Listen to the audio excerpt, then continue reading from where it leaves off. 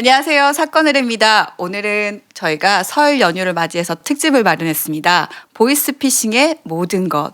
오늘 전문가분께서 나오셔가지고요. 여러분들 설 연휴 때 귀경길에 보이스피싱 예방법들 들으실 수 있을 것 같습니다. 경찰청이죠. 수사구조개혁단의 광문준 경정님인데요. 저희 김복준 교수님께서 아주 상세히 경정님에 대해서 설명을 하시겠다고 하십니다. 반가워요. 우리 저 후배님 와서 너무 안녕하십니까. 좋고 우리 후배님 내가 오늘 그 사건 의뢰를 위해서 특별히 내가 좀 부탁도 해가지고 또 모셨고 마침 또 요 국회에 요즘에 와서 살다시피 하죠. 그죠? 예, 맞습니다. 수사 구조개혁단에 있다는 이유 뭐 뻔한 거 아니겠습니까? 네. 반드시 잘 돼야 되겠죠. 우리 후배님 좀 잠깐 설명을 좀 드려야 될 것 같아요. 오래 근무했어요. 나름대로는 그 경대 17기생이고요. 지금 이제 경정입니다. 경정. 그 뭐 우리 저 사건 의뢰 들으시는 분들이 경찰 계급은 잘 모르는 경향이 있는데 경정이라고 하면 이제 일선 경찰서로 따지면 뭐 이를테면 형사과장, 수사과장, 무슨 과장급이라고 보시면 되고요. 일반 행정직 직급으로 따지면 5급 사무관. 그러니까 고시 패스하면 원래 5급 사무관이죠. 원래가. 그렇죠? 옛날로 따지면 과거 급제한 겁니다. 그 정도로 보시면 될 것 같고요. 적어도 학생 부군 신인은 면하는 족보에 올라가는 계급입니다. 저도 경정제대 했습니다. 그리고요. 근무한 곳은 서초경찰서, 성동경찰서, 남대문경찰서, 그리고 저 지방 쪽에는 우리 그 아우님이 좀 불편해하는 순천경찰서에서 근무하면서 거기에서도 전부 이제 수사 파트에서만 근무를 했고, 강력, 지능, 사이버 범죄 수사, 다양한 이 수사를 했고요. 지금 경찰청에서 진행하고 있는 그 팟캐스트 형사 수첩 진행자이기도 합니다. 그리고 또 방송도 나오죠. 오후 2시에서부터 4시까지 이 박철의 방방곡곡이라고 교통방송에서 꽉형사 파일이라고 꽉형사 X파일 거기에 매일같이 나오고 있는 우리 그 훌륭한 아우님입니다. 하여튼 오늘 보이스피싱 관련돼서는 딱 내가 얘기했어요. 대한민국이 최고다. 따라서 무작정 우리 저 후배님 모시고 해야 된다. 내 이렇게 적극 주장해가지고 우리 PD님이나 김윤희 프로파일러도 오케이 해서 이거 온 거니까 활약 기대합니다. 아이고 감사합니다. 우리 유니 프로파일러님하고 선배님께서 우리 김복준 선배님께서 너무 과찬해 주셨는데요. 제가 그 보이스피싱에 대해서 제일 전문가는 아니고 다만 우리 국민 여러분들께 조금 이 범죄가 왜 발생하고 있고 왜 잘 안 잡히고 있고 어떤 문제점이 있는지 그리고 이런 일을 겪으시면 어떻게 대처해야 되는지 조금 쉽게 설명할 수 있다는 이유로 제가 나왔고요. 제가 제일 전문가는 우리 진짜 경찰청의 전문가분들이 화내십니다. 다시 한번 제 소개 제가 직접 하겠습니다. 반갑습니다. 우리 사건을 위해서 초대해 주셔서 너무너무 영광이고 감사드리고요. 경찰청 수사국 수사구조개혁단에서 왔습니다. 간단하게 꽉형사로 불러주시면 되고요. 그러면 뭐 꽉형사 어려우면 꽉불리 이렇게 부르셔도 되겠습니다. 반갑습니다. 반가워요. 아니 저는 곽경정님 팬이 많다고 들었는데 많아. 처음에는 그런가 그랬었는데 왜 많으시죠? 이제 알 것 같아요. 아닙니다. 저희가 하는 팟캐스트 형사수첩에서도요 여러 가지 범죄의 대응법 예방법에 대해서 말씀을 드리고 있고 우리 선배님 말씀하신 박철 씨하고 함께하는 교통방송에 하는 그 꽉형사 엑스파일에서도요 거기에서도 범죄 예방과 대응법을 주로 말씀을 드리고 있습니다. 그런 취지에서 제가 이제 보이스피싱에 대해서도 그 테마로 여러 번 다뤘거든요. 그래서 좀 딱딱하지 않고 조금 편하게 보이스피싱이란 범죄가 뭐구나 어떻게 대처해야 되는구나 어떠한 유형이 있구나 이거를 좀 자세히 설명을 드리려고 합니다. 이게 벌써 이 사건 의뢰를 우리 저 유니파일러하고 나하고 둘이서 하면 이게 저 어둑어둑하고 진지한데 우리 저도 어둑어둑한가요? 내가 나 때문에 그래. 나 때문에 그런데 우리 저 후배님이 오니까 벌써 분위기가 확 업되는 그런 느낌이 나고 활력이 있어서 좋습니다. 나도 이제 목소리가 막 높아지네. 네. 근래 와서 처음이네. 사실 이제 우리 김복준 선배님 같은 경우에는 이 보이스피싱 범죄 잘 아시지만 실제 우리 선배님은 형사계 우리 강력 범죄 쪽의 베테랑이셔서 맞아요. 강도, 조폭, 살인 이런 사건을 굉장히 많이 잘 처리하셨습니다. 근데 보이스피싱 같은 경우에는 사기 범죄, 경제 범죄, 그럼, 지능 범죄 쪽으로 분류가 돼가지고요. 실제 뭐 많은 선배님께서도 잘 아시긴 하시지만 접할 기회가 많지는 아이, 않고. 그럼요. 최근에는 이제 조폭에서 조금 개입을 하는 경향이 좀 있습니다. 조폭에서 새로운 수익처를 찾다 보니까요. 뭐 그런 부분이 있다는 걸 좀 미리 포석을 좀 말씀을 드리고요.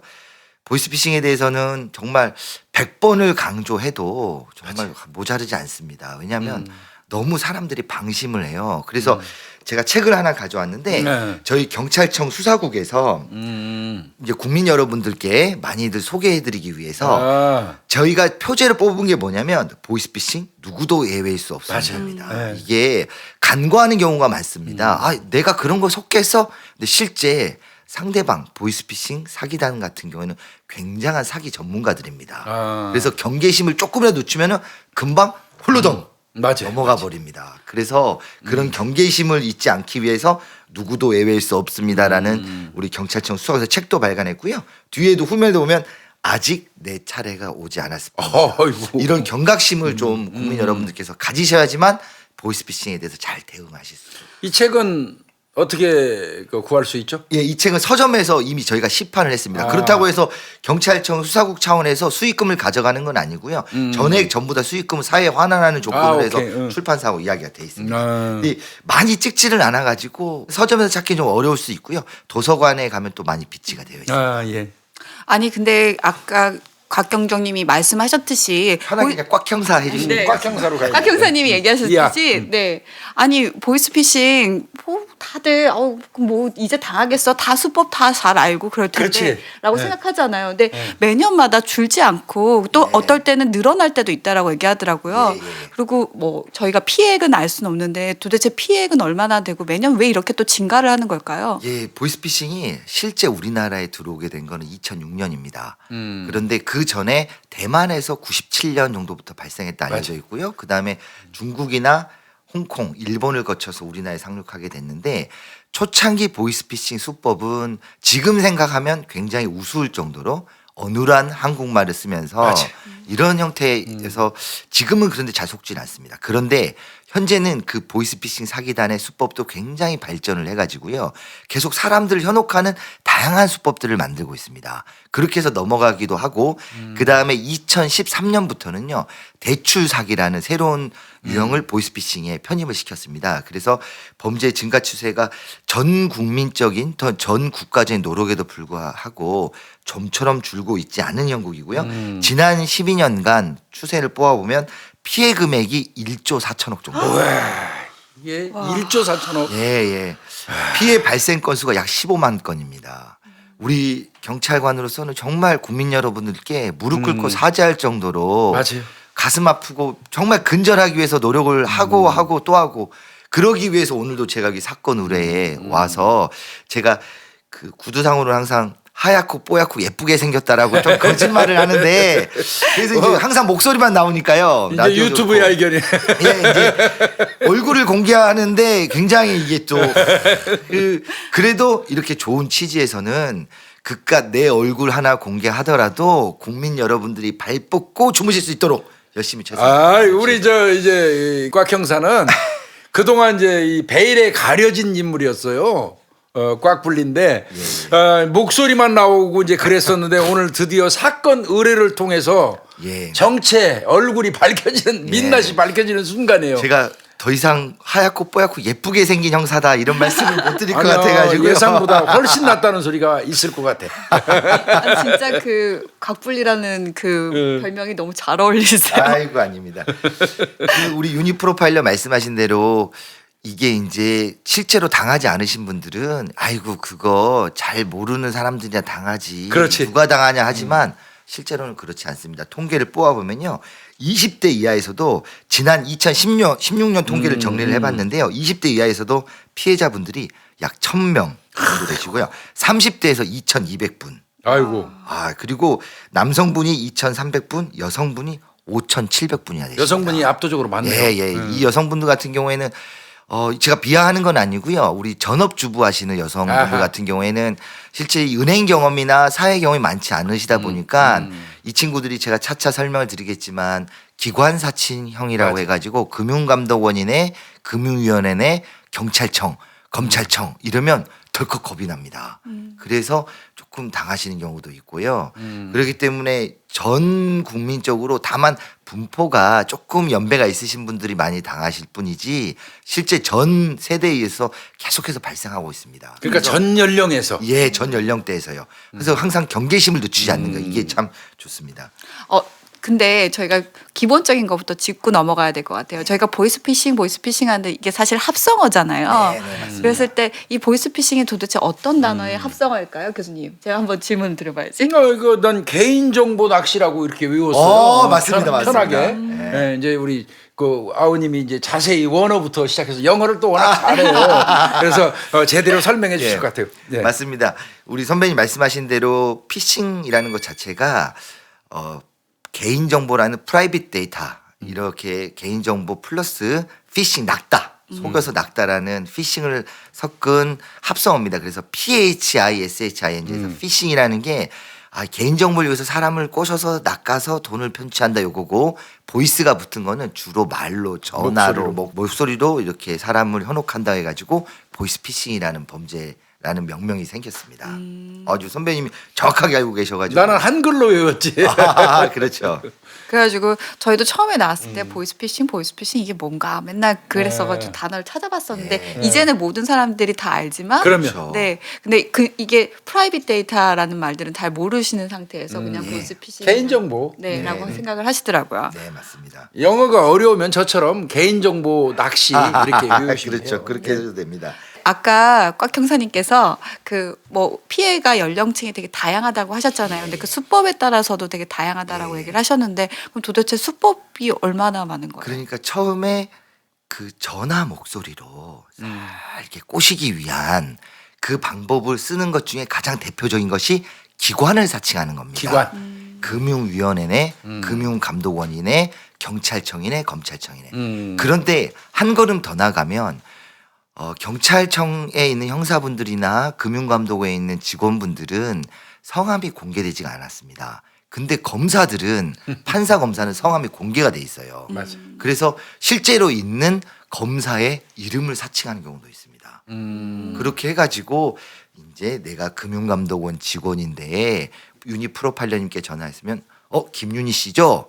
제가 금융감독 직원입니다. 하면서 우리 윤희 씨가 범죄에 연루되는데 혹시 알고 계십니까? 하면 상대방이 벌써 덜컥 겁이 납니다. 네. 또는 윤희 씨의 개인정보가 유출됐습니다. 제가 중앙지검 광문준 검사인데요. 이 부분에 대해서 한번 조사를 해야 되니까 한번 출석을 하셔야 됩니다. 출석 요구를 일단 보내드리겠습니다.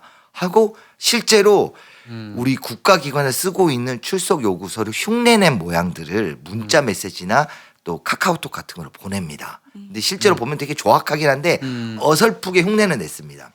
초창기에는 그렇게 한 개 기관만 사칭을 하다가요. 최근에 있는 유형들을 보면 금융감독원이라고 해서 전화를 한 다음에 제가 금융감독인데요. 우리 담당 검사님 바꿔드리겠습니다. 좀만 기다리십시오. 한 다음에 똑같은 사람의 목소리만 다른 척해서 저는 중앙지검 광문준 검사입니다. 막 이야기한 다음에 제가 우리 검찰청 검찰 수사관 바꿔드릴 테니까 한번 상의를 하십시오. 안녕하세요. 저는 검찰 수사관입니다.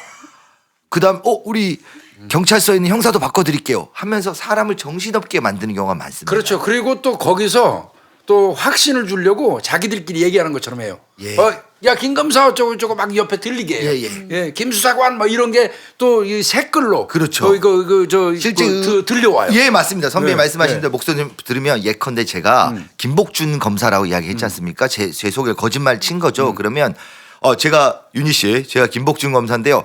어이, 곽 수사관 빨리 좀 갖고 와봐. 출석 요구서 아직도 안 보냈어. 이렇게 자기들끼리 연기도 합니다. 그렇게 해서 상대방을 속이는 거고 예. 초창기의 보이스피싱은 이렇게 속이게 한 다음에 당신의 계좌에 묶여있는 돈을 안전하게 국가가 관리하는 계좌로 이체해 두셔야 됩니다. 그래서 CD기 앞으로 가서 지금부터 제가 부르는 번호대로 누르십시오 하면 정신이 없습니다. 그렇게 해서 CD기에서 번호를 4, 3, 5, 7, 6 이렇게 막 누릅니다. 누르게 만듭니다. 그렇게 누르게 만드는데 한 걸음 떼서 보면 실제로는 계좌이체 누르고 맞아. 국민은행 누르고 범죄자들의 계좌번호를 누르는 겁니다. 근데 거기에 속아 있는 사람은 이미 겁이 나 있기 때문에 완벽하게 빠져 있기 때문에요. 시킨 대로 번호를 누르고 있을 뿐이지 이거를 정확하게 보지를 못하는 겁니다. 그러면서 돈이 훌러덩 상대방 계좌에 넘어가게 되는 겁니다. 그게 기관사칭형인 거죠? 예, 그게 기관사칭형이고요. 그 다음에 또 나왔던 게 2000년대 후반부터 나왔던 게 납치빙자형이 나왔습니다. 아 이거는 많이 많이들, 방송에서 봤던 것 네네. 같아요. 실제 애들을 납치한 것처럼 해가지고 목소리는 아무 애기 목소리나 녹음해서 들려주는 겁니다. 엄마 살려줘요 이렇게 하면 우리 부모님들이 정신이 경황이 없지 않습니까? 그러면 실제 우리 피해자분들의 자녀분들은 학교에서 공부하고 있고 또는 개인정보를 통해서 범죄를 낳는다고 했지 않습니까? 그러면 먼저 애들한테 전화해서 계속 통화 중이죠. 통화 중이도록 하는 겁니다. 그러면 그 다음에 엄마한테 전화를 해가지고 당신 딸을 납치했습니다 하면 엄마가 놀래가지고 전화를 해볼 거 아닙니까?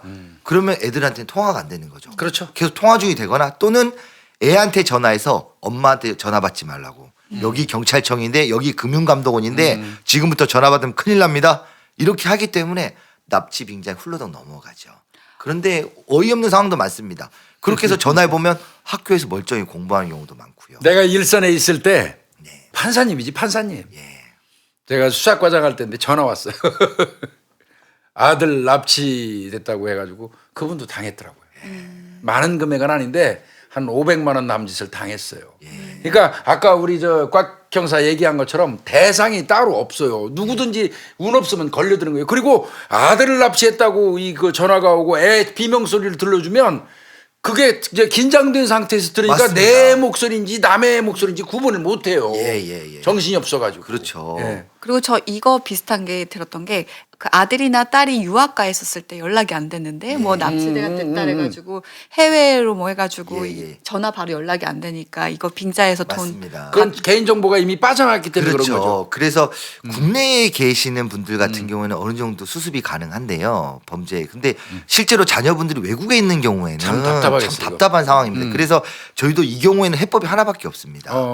그 외국에 체류 중인 자녀분과 연락이 될 수 있는 비상 연락망 아하. 이것만 갖춰줄 수 있도록 하면은 금방 해결되는 부분입니다. 또는 예. 현지 공관하고 연결이 되거나 현지 교민단체 그다음에 유학생 이런 유학생들의 사회에서 설립되는 단체들하고 비상 연락망을 갖춰놓는 게 가장 중요합니다. 아 이거 중요한 얘기네. 예. 아주 중요한 얘기네. 더군다나 미국 같은 이렇게 미국 유럽에 있는 선진국들은 조금 더 그런 연락망이 갖춰지기 쉬운데요. 필리핀이나 중국 그렇죠. 이런 데는 동남아시아 쪽에서는요 이런 연락망이 교민들이 많이 살고 있음에도 불구하고 제대로 갖춰지지 않는 경우가 좀 있습니다. 근데 최근에 막 뉴스에서 보면 필리핀에서 납치됐다 그러고 막 동남아에서 납치됐다 그러니까 막 전화 전화 오면은 진짜 겁나서 저도 만약에 제 동생이 그쪽으로 놀러 가서 납치됐다 그러면 저도 막 어이없어. 뭐 황당하지 뭐. 머리가 하얘진다 그래요. 그렇죠. 이렇게 기관사칭형하고 납치빙자형이 어느 정도 홍보도 하고 막다 보고 거기서 또 하나 경찰청과 관련 기관들이 대책을 만듭니다. 이렇게 계좌이체를 하면 결국은 이체된 계좌에 돈을 뽑아야 되지 않습니까? 그렇죠. 그럴 때 그러면 이 돈을 어떻게 했으니 못 뽑게 할까 해가지고 지연 인출 제도라는 걸 네. 만들었습니다. 그래서 현금을 이체하게 되면 한 30분간은 인출이 제한되게 됩니다. 그래서 중간에 빨리 신고만 이루어지게 되면 그 돈을 조금 회수를 할 수 있도록 이렇게 장치를 만들었더니 이제 이 친구들이 이제 그 돈을 찾을 수가 없는 거예요. 사기를 쳐도. 그거 한 꼭지가 있고 또 다른 꼭지가 뭐냐면 이제 차차 설명을 드리겠지만 대포 계좌라고 통칭을 하는 타인명의 계좌를 쓰는데 대포 계좌를 구하기가 쉽지가 않은 거예요. 그렇죠. 네, 요즘은. 그것도 저희가 탈탈 틀어 막으니까. 그래서 생긴 보이스피싱 유형이 특정 장소 보관형, 대면 편취형 이 두 가지가 새로 생겼습니다. 뭐예요? 기관사칭형은 똑같습니다. 그렇게 해서 내가 금융감독원인데 금융위원회인데 검찰청인데 경찰청인데 해서 개인정보나 범죄 연루됐다고 해서 이 사람에게 돈을 인출하게끔 시킵니다. 그까지는 똑같은데 돈을 찾아라. 그 돈을 다른 범죄 계좌로 이체시키기가 어려운 거예요. 아하. 이체시켜도 그 돈을 못 찾고 또는 이체시킬 범죄 계좌를 많이 못 사용을 하니까. 왜냐하면 범죄 계좌가 걸리는 족족 그 계좌 저희가 다 정지를 하고 있거든요. 그렇게 했더니 이 돈을 인출하게끔 하는 겁니다. 피해자에게 스스로. 그래서 개인정보 유출됐으니 돈을 일단 인출해서 이 웃으시면 안 됩니다. 인출해서 집에 냉장고에 두세요. 참 기가 막히네. 냉장고에 또는 집안에 있는 TV 서랍장 밑에 두세요. 그리고 집에 잠깐 나와서 은행을 찾아가십시오. 하면은 집은 비어 있게 되는 거지 않습니까? 그런데 나는 상대방의 개인정보를 알고 있어요. 그럼 그 집에 들어가서 몰래 들어가서 냉장고에 있는 현금을 가져온다 할지 TV 서랍장에 있는 현금을 직접 가져오는 겁니다. 그게 특정 장소 보관형입니다. 그 냉장고에 현금을 놔두라고 하면 누가 놔두느냐라고 하시지만 실제 상대방에게 속아버리면요.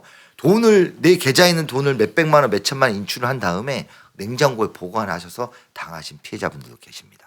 그 역전 지하철 물품 보관소 같은 데도 그렇죠. 많이 보관시키죠. 그것도 특정 같은 장소 거죠? 보관형인데 예. 그건 어떻게 하냐면 지하철 보관함에 놔둔 다음에 그 다음에 그 영수증을 사진 찍어서 나한테 보내십시오. 아, 그러면 번호 그 때문에. 영수증에는 보관함 번호와 어. 비밀번호가 그렇죠. 있죠. 음. 그게 바로 집안이나 아니면 지하철 보관함 같은 데 놔둔 데가 특정 장소 보관형 보이스피싱입니다.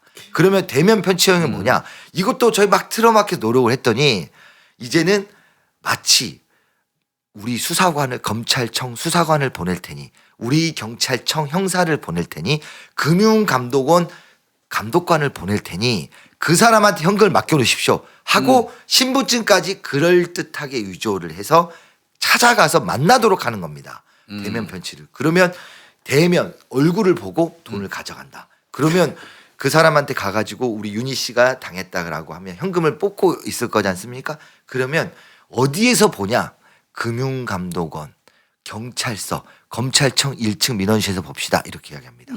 그러면 실제 국가기관의 1층 민원실은 그렇지. 모든 국민에게 개방이 돼 있거든요. 그러면 당한 피해자분들은 더 믿게 된단 말이에요. 국가기관 1층 민원실에서 보자고 하니까 거기에서 민원실에서 만나서 돈을 전해주는 그런 경우가 많습니다. 이게 얼굴을 보고 돈을 편취한다 해서 대면 편취라고 합니다.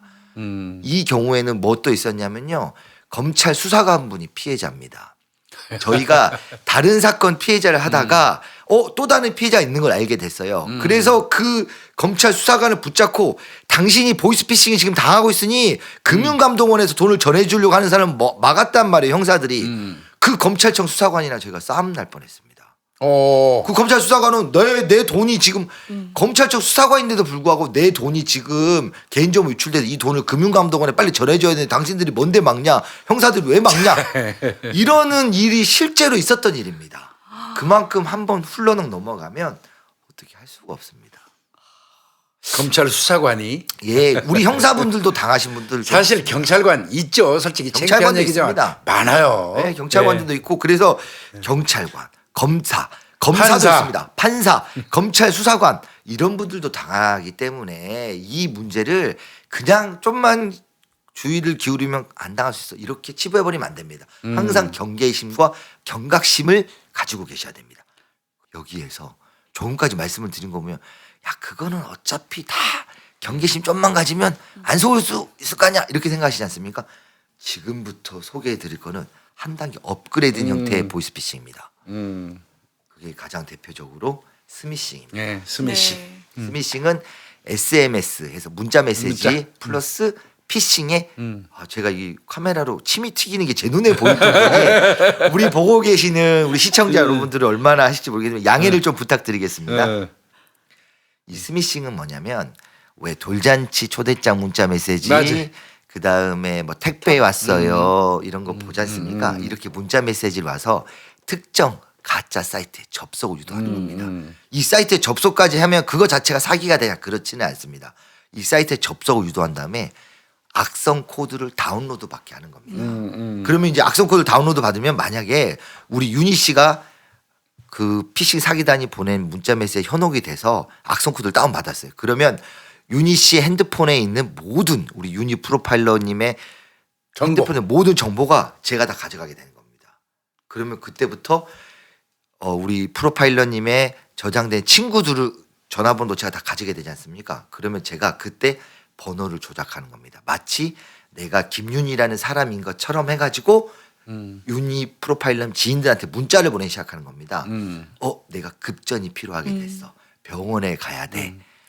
나 돈 좀 빌려줄 수 있어. 하면서 문자 메시지를 쫙 보내는 겁니다. 그렇게 되면 상대방도 우리 김복준 선배님 같이 이제 경찰에 있을 때도 성공을 많이 하셨지만 이제 지금은 정년퇴직하시고 난 다음에도 방송인으로서 크게 성공을 하시지 않습니까?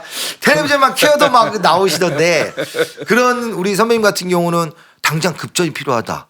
응급실에 가서 다쳐있다. 후배가 우리 형사하는 후배가 응급실에 다쳐있다. 그러면 바로 묻지도 따지도 않고 돈을 보내주시죠.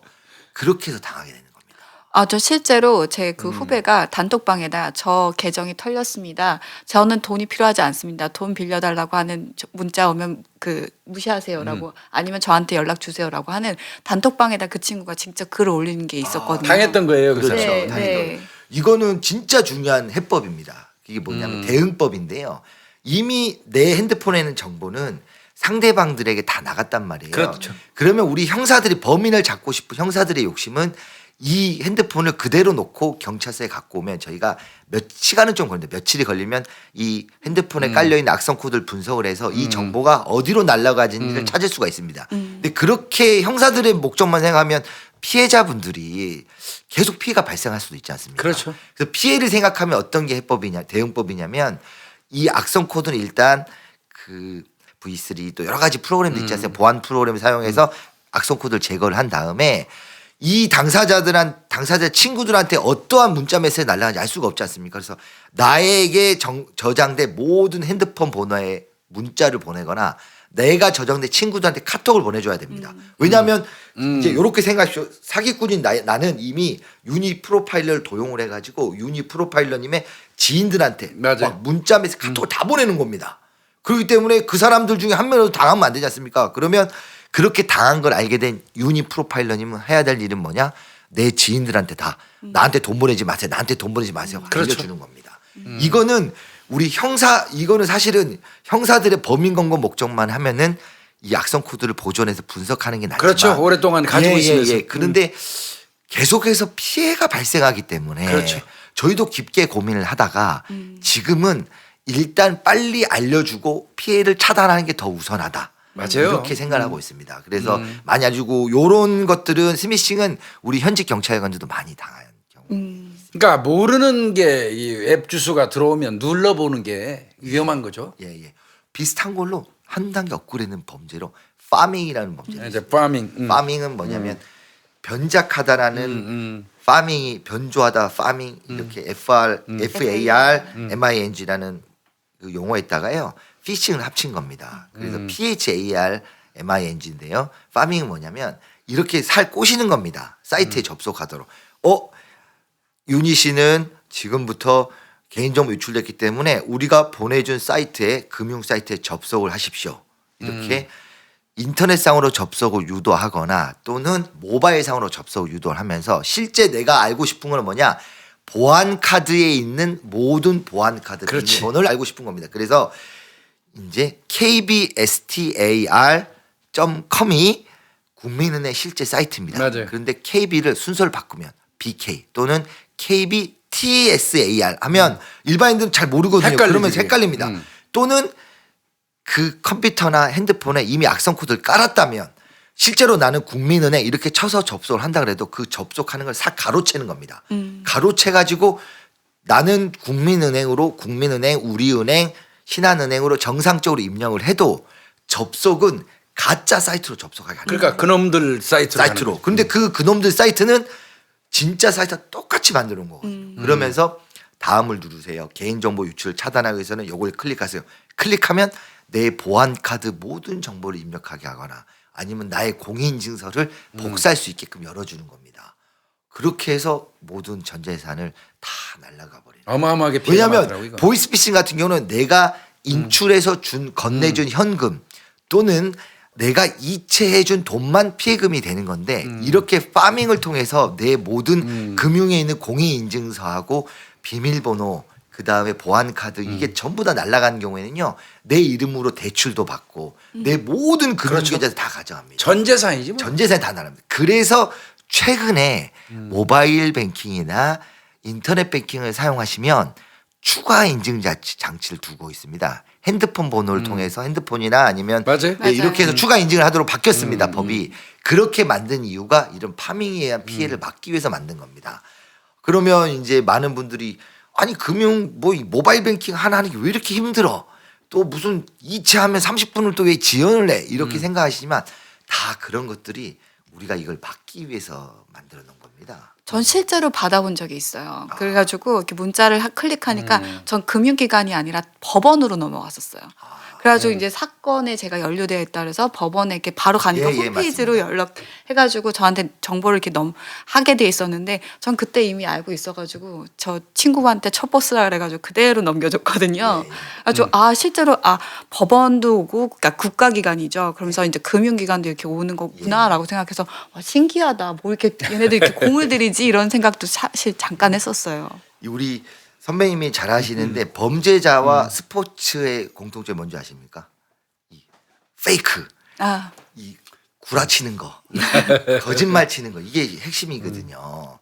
그러면 보이스피싱에도 여러 가지 그간의 범죄에서 발달되어 온 범죄 기술들이 접목이 됐습니다. 그러면 보이스피싱에서 흔히 쓰이는 구라치는 이 페인팅 여기에 뭐가 있냐면 전화를 걸 때 초창기에는 대부분 국제 전화를 통해서 그렇죠. 했습니다. 그랬더니 그래서 각종 통신사하고 경찰청하고 또 협약을 맺고 해가지고 외국에서 걸려오는 전화는 지금 국제 전화입니다 하고 뜨지 않습니까? 떠요. 그게 보이스피싱을 막기 위해서 도입된 제도입니다. 그렇게 했더니 이제 발신자 번호를 조작하는 겁니다. 실제로는 인터넷으로 전화를 하고 또는 국제 전화나 또 이제 VPN망이라고 해서 가상 사설망 이런 여러 가지 이제 범죄 수법들이 있습니다. 이걸 접목을 시켜가지고 지금은 진짜 경찰서 번호로 전화를 합니다. 근데 실제 경찰서 전화 오는 건 아니죠. 네. 진짜 검찰청 번호로 전화를 합니다. 진짜 검찰청 번호 그 다음에 홈페이지 들어가시면 중앙지검에서 있는 검사들 명단 다 나옵니다. 나와요. 다 나옵니다. 그러면 중앙지검에 있는 검사들 실제 쓰는 번호와 그 검사 이름을 사칭해서 검찰청 번호로 피해자한테 전화를 하는 겁니다. 그러면 나한테 뜨는 거는 검찰청에서 전화한 거 뜨는 겁니다. 그러면 이 번호를 인터넷에 검색해 그쪽에서 사기꾼도 이렇게 합니다. 제가 저를 못 믿겠으면 여기 걸려오는 전화번호 인터넷에 검색을 해보세요. 하면 02에 따따따따 검색하면 실제 검찰청이나 경찰청 번호가 나오죠. 요게 페인팅 기술이 하나 들어간 겁니다. 그러면 최근에 또 페인팅 기술이 들어갔어요. 이 새끼들 죄송합니다. 범죄는 앞서가는 거야. 요 삐처리 좀 해주십시오. 이 새끼들이 또 머리를 써가지고 그것들도 많이 저희가 홍보를 했더니 사전에 악성 코드를 깔게 하는 겁니다. 미리. 제가 선배님 김복주 씨 되시죠. 제가 보내주는 이 문자 메시지 클릭해서 프로그램을 다운 받으시죠. 다운 받으면 그때부터 그 핸드폰은 걸려오는 번호를 제가 낚아채게 할 수가 있습니다. 훔쳐가는 거예요 중간에. 네. 그러면 나는 확인하기 위해서 진짜 저는 지금 실제 또 너무 검찰청이라 그러면 안 되니까 실제 서울지방경찰청 지능범죄수사대 형사입니다. 우리 번호로 한번 전화해 보십시오.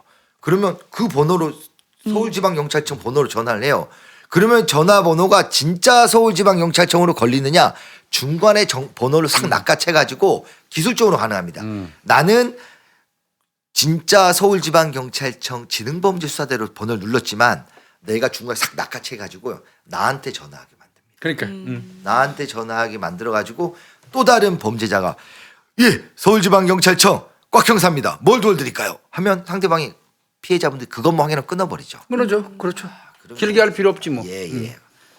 계속 나날이 기술이 발달하고 그렇게 하는 거예요. 예, 맞습니다. 근데 이건 제가 그냥 어디서 기사였는지 뭔지 들었는데 이게 보이스 피싱이 그 처음에는 이제 딱 수법이 나오면은 처음에는 막 이렇게 이제 얘네들이 피해액이 증가하다가 우리가 홍보를 하거나 이러면은 단속하면 좀 줄어들었다가 다시 또 기술을 개발해가지고 그 새로운 기법. 네, 새로운 근데 그 기법이 그 주기가 한 3년 정도 된다 그러는데 그게 맞습니까?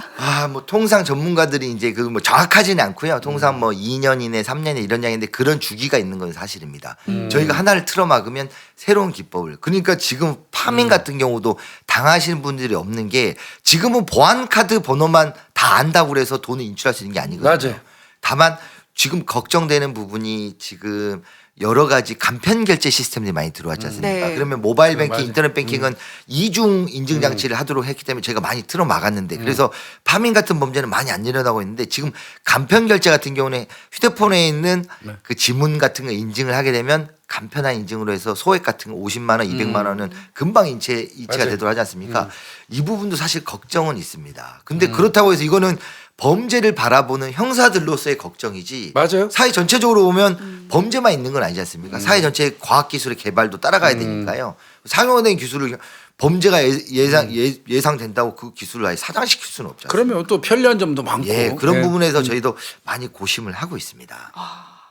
진짜 틀어막으면 또 개발하고 틀어막으면 또 개발하고 진짜 이게 뭔가 그 싸움인 것 같아요. 진짜 누가 먼저 가느냐. 그리고 이제 원래 전통적인 보이스피싱 유형에는 속하지는 않고 있다가요. 이 부분은 원래 있던 유형의 대출 사기형이라는 대출 사기형. 예, 범죄가 있습니다. 이건 원래 있었던 범죄인데 이제 보이스피싱의 유형에 제가 편입하게 된 거는 이 보이스피싱을 당하게 되면 피해자분들의 피해금 회수나 범죄자들 처벌을 강하게 한다거나 여러 가지 대책을 만들어 놨기 때문에 보다 특별한 범죄에 대해서 특별한 대응책을 만들어 놨습니다. 그래서 근데 대출 사기형도 아마 유형이 비슷하니 이 유형도 보이스피싱 유형에 넣어가지고 특별하게 대응을 하자는 취지에서 2013년도부터 저희도 통계 관리도 하고 있는데요. 이거는 뭐냐면 대출 업체한테 전화를 하거나 또는 대출 업체인 것처럼 전화를 무작위로 돌리는 겁니다. 그렇게 해서 윤희 씨 제가 대출을 해드리겠습니다.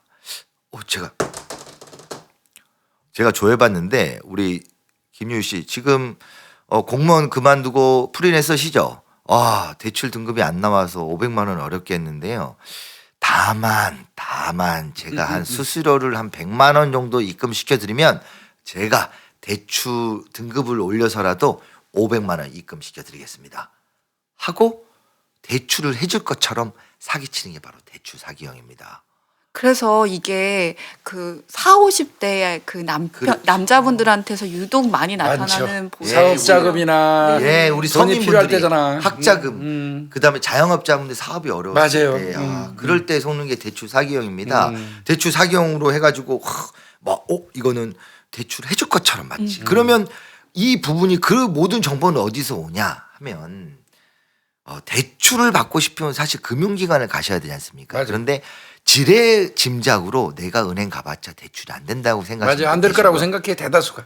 또는 그러면 실제 은행 가봤는데 고객님 대출이 안 됩니다. 이렇게 통보를 받으신 분도 계십니다.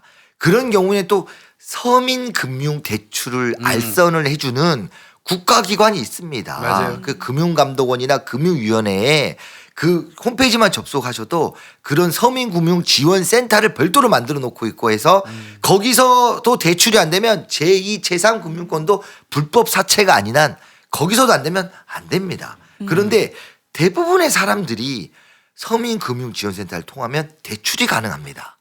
그런데 지레 겁먹고 일용직으로 계시는 분들이나 아니면 이런 분들이 정규적인 직장을 못 가지신 분들이 지레 겁먹고 대출이 안 될 거야 생각하고 급전을 쓰기 위해서 그런 업체한테 전화를 하는데 그런 업체한테 물어보기만 해도 사실은 아까 말씀드렸잖아요. 보이스피싱에 개인정보 어디서 나오냐 이렇게 대출 문의하면서 많이 빠져나갑니다. 그들이 수집해가지고 그렇죠. 가지고 있는 게 빠져나가는 거예요. 그렇죠. 그렇게 모은 대출을 알선해 요청 모은 정보를 보이스피싱 사기단한테 넘기고 그렇게 대출을 문의한 사람한테 대출 사기도 치고 그러니까 이게 또 뭐 대출 수수료를 또 낮춰준다고 해가지고 그렇죠.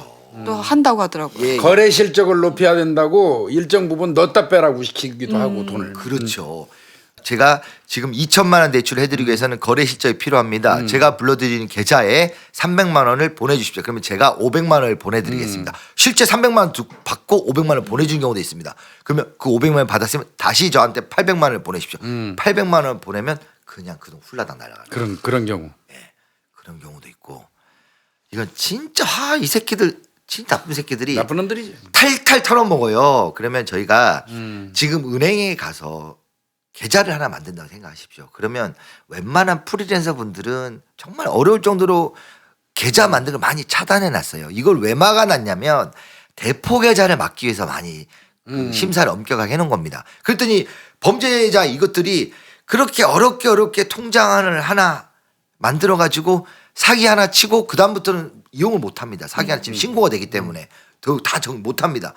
그랬더니 그래서 만들어진 아까 말한 것처럼 대면 편취나 특정 장소 보관 같은 거 만들었지 않습니까?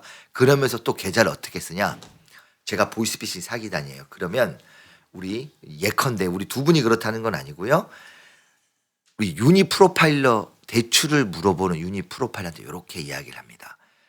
제가 지금 통장의 거래 실적을 쌓기 위해서 1,000만 원을 입금시킬 테니 그 1,000만 원을 저한테 보내주세요.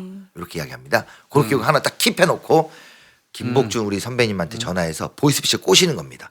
당신의 개인정보 유출됐으니 우리 김복준 씨 당신의 돈을 모두 이체해서 저한테 보내세요. 어디로? 유니 씨 계좌번호를 불러주는 겁니다. 그러면 1,000만 원이 입금되면 우리 유니 씨 착실하게 그 돈을 저한테 보내죠. 그렇죠. 네, 그러면 중간에 대출을 문의해서 통장 거래 실적을 쌓으려고 했던 김윤희 프로파일러는 자기도 모르는 사이에 이용당한 거죠. 보이스피싱에 이 계좌 환급용으로 이용이 당한 겁니다.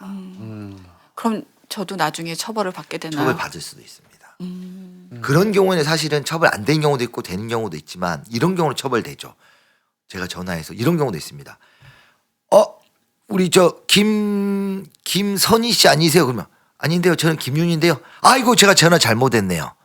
그런데 우리 김윤희 씨 프로그램에서면 제가 지금 왜 김선희 씨에 전화를 했냐면 제가 빨리 돈을 좀 우회해서 받을 일이 생기는데 잠깐 계좌만 쓰면은 제가 한 번만 인출했다 넣어주면 제가 1,000만 원만 빼주면은 제가 50만 원을 드릴게요. 제가 급하게 돈 받을 때 했는데 제 계좌를 직접 받으면 안 되는데 한번 좀 도와주시겠습니까? 하고 무작위로 거는 척하면서 꼬시는 겁니다. 그러면 김윤희 씨가 만약에 그 꼬심이 넘어왔다.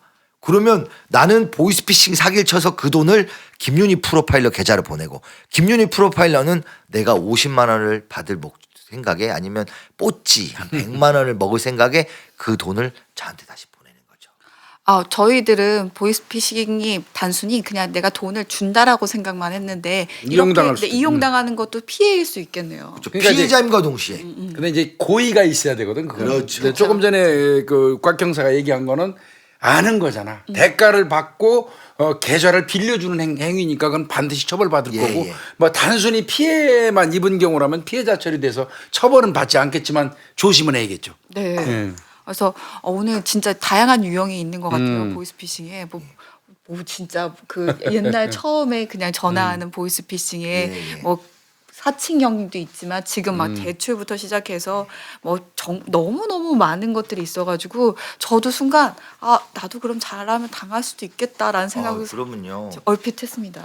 이게 보이스피싱의 이런 피싱 범죄 유형지에서 거의 없어진 피싱 유형도 있습니다. 이거는 저희가 그렇게까지 노력했는데도 안 없어지다가 없어진 게 바로 메신저 피싱입니다. 메신저 피싱. 그러니까 지금 SNS 같은 카톡 라인 말고요. 불과 한 8, 9년 전에 카톡이 라인 이런 게 활성화되기 전에는 우리가 인터넷 메신저 많이 썼지 않습니까? 네. 인터넷 메신저로 해가지고 사기치는 그 계정을 도용을 해가지고 가장 대표적으로 네이트온 이런 메신저 많이 썼어요. 그 메신저를 써서 인터넷에 쓰면 그 계정만 도용하게 되면 등록된 친구 목록이 다 보이지 않습니까? 맞아요. 그래서 그 친구한테 내가 교통사고 당해서 그러는데 지금 아까 말씀드린 스미싱이 그대로 들어온 거예요. 그대로죠, 그대로.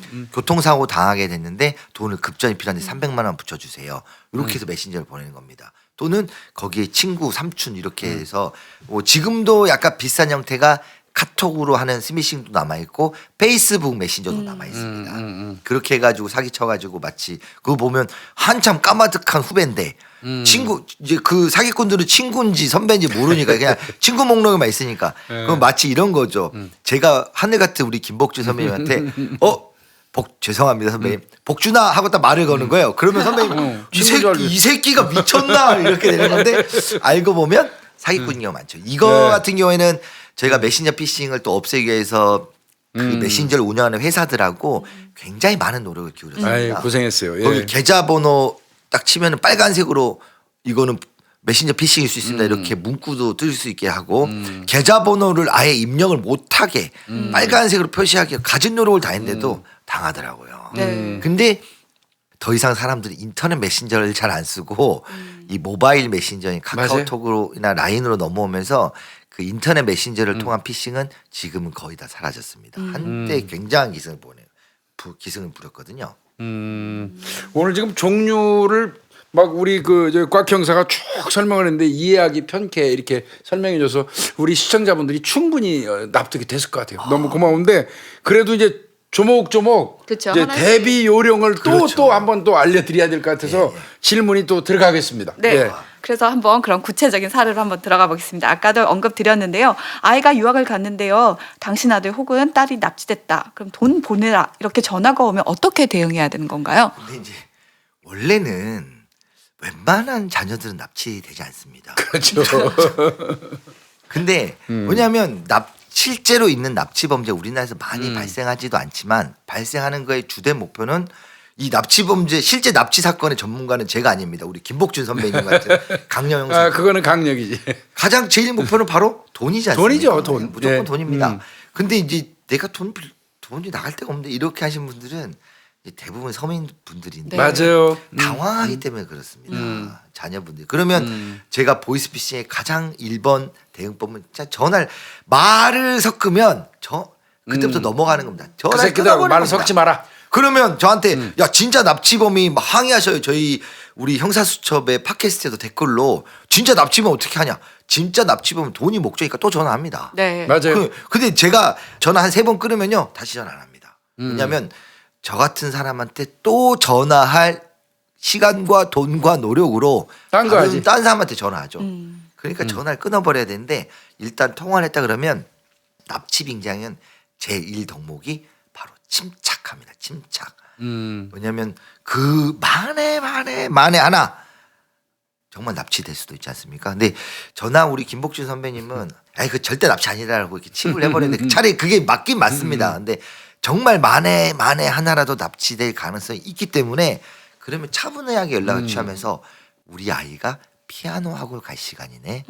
우리 아이가 학교에 있을 시간이네. 우리 아이가 친구랑 놀고 있는데 그걸 그렇게 떠올리기만 하면 거기랑 연락을 취하면 됩니다. 당장 그렇죠. 자녀분들이 전화를 안 받는다 하더라도요. 근데 자녀분들이라면 아까 선배님 말씀하셨다시피 자녀분들이 통화를 못하게 계속 자녀분한테도 전화해가지고 사기단들이 하는 경우도 있거든요.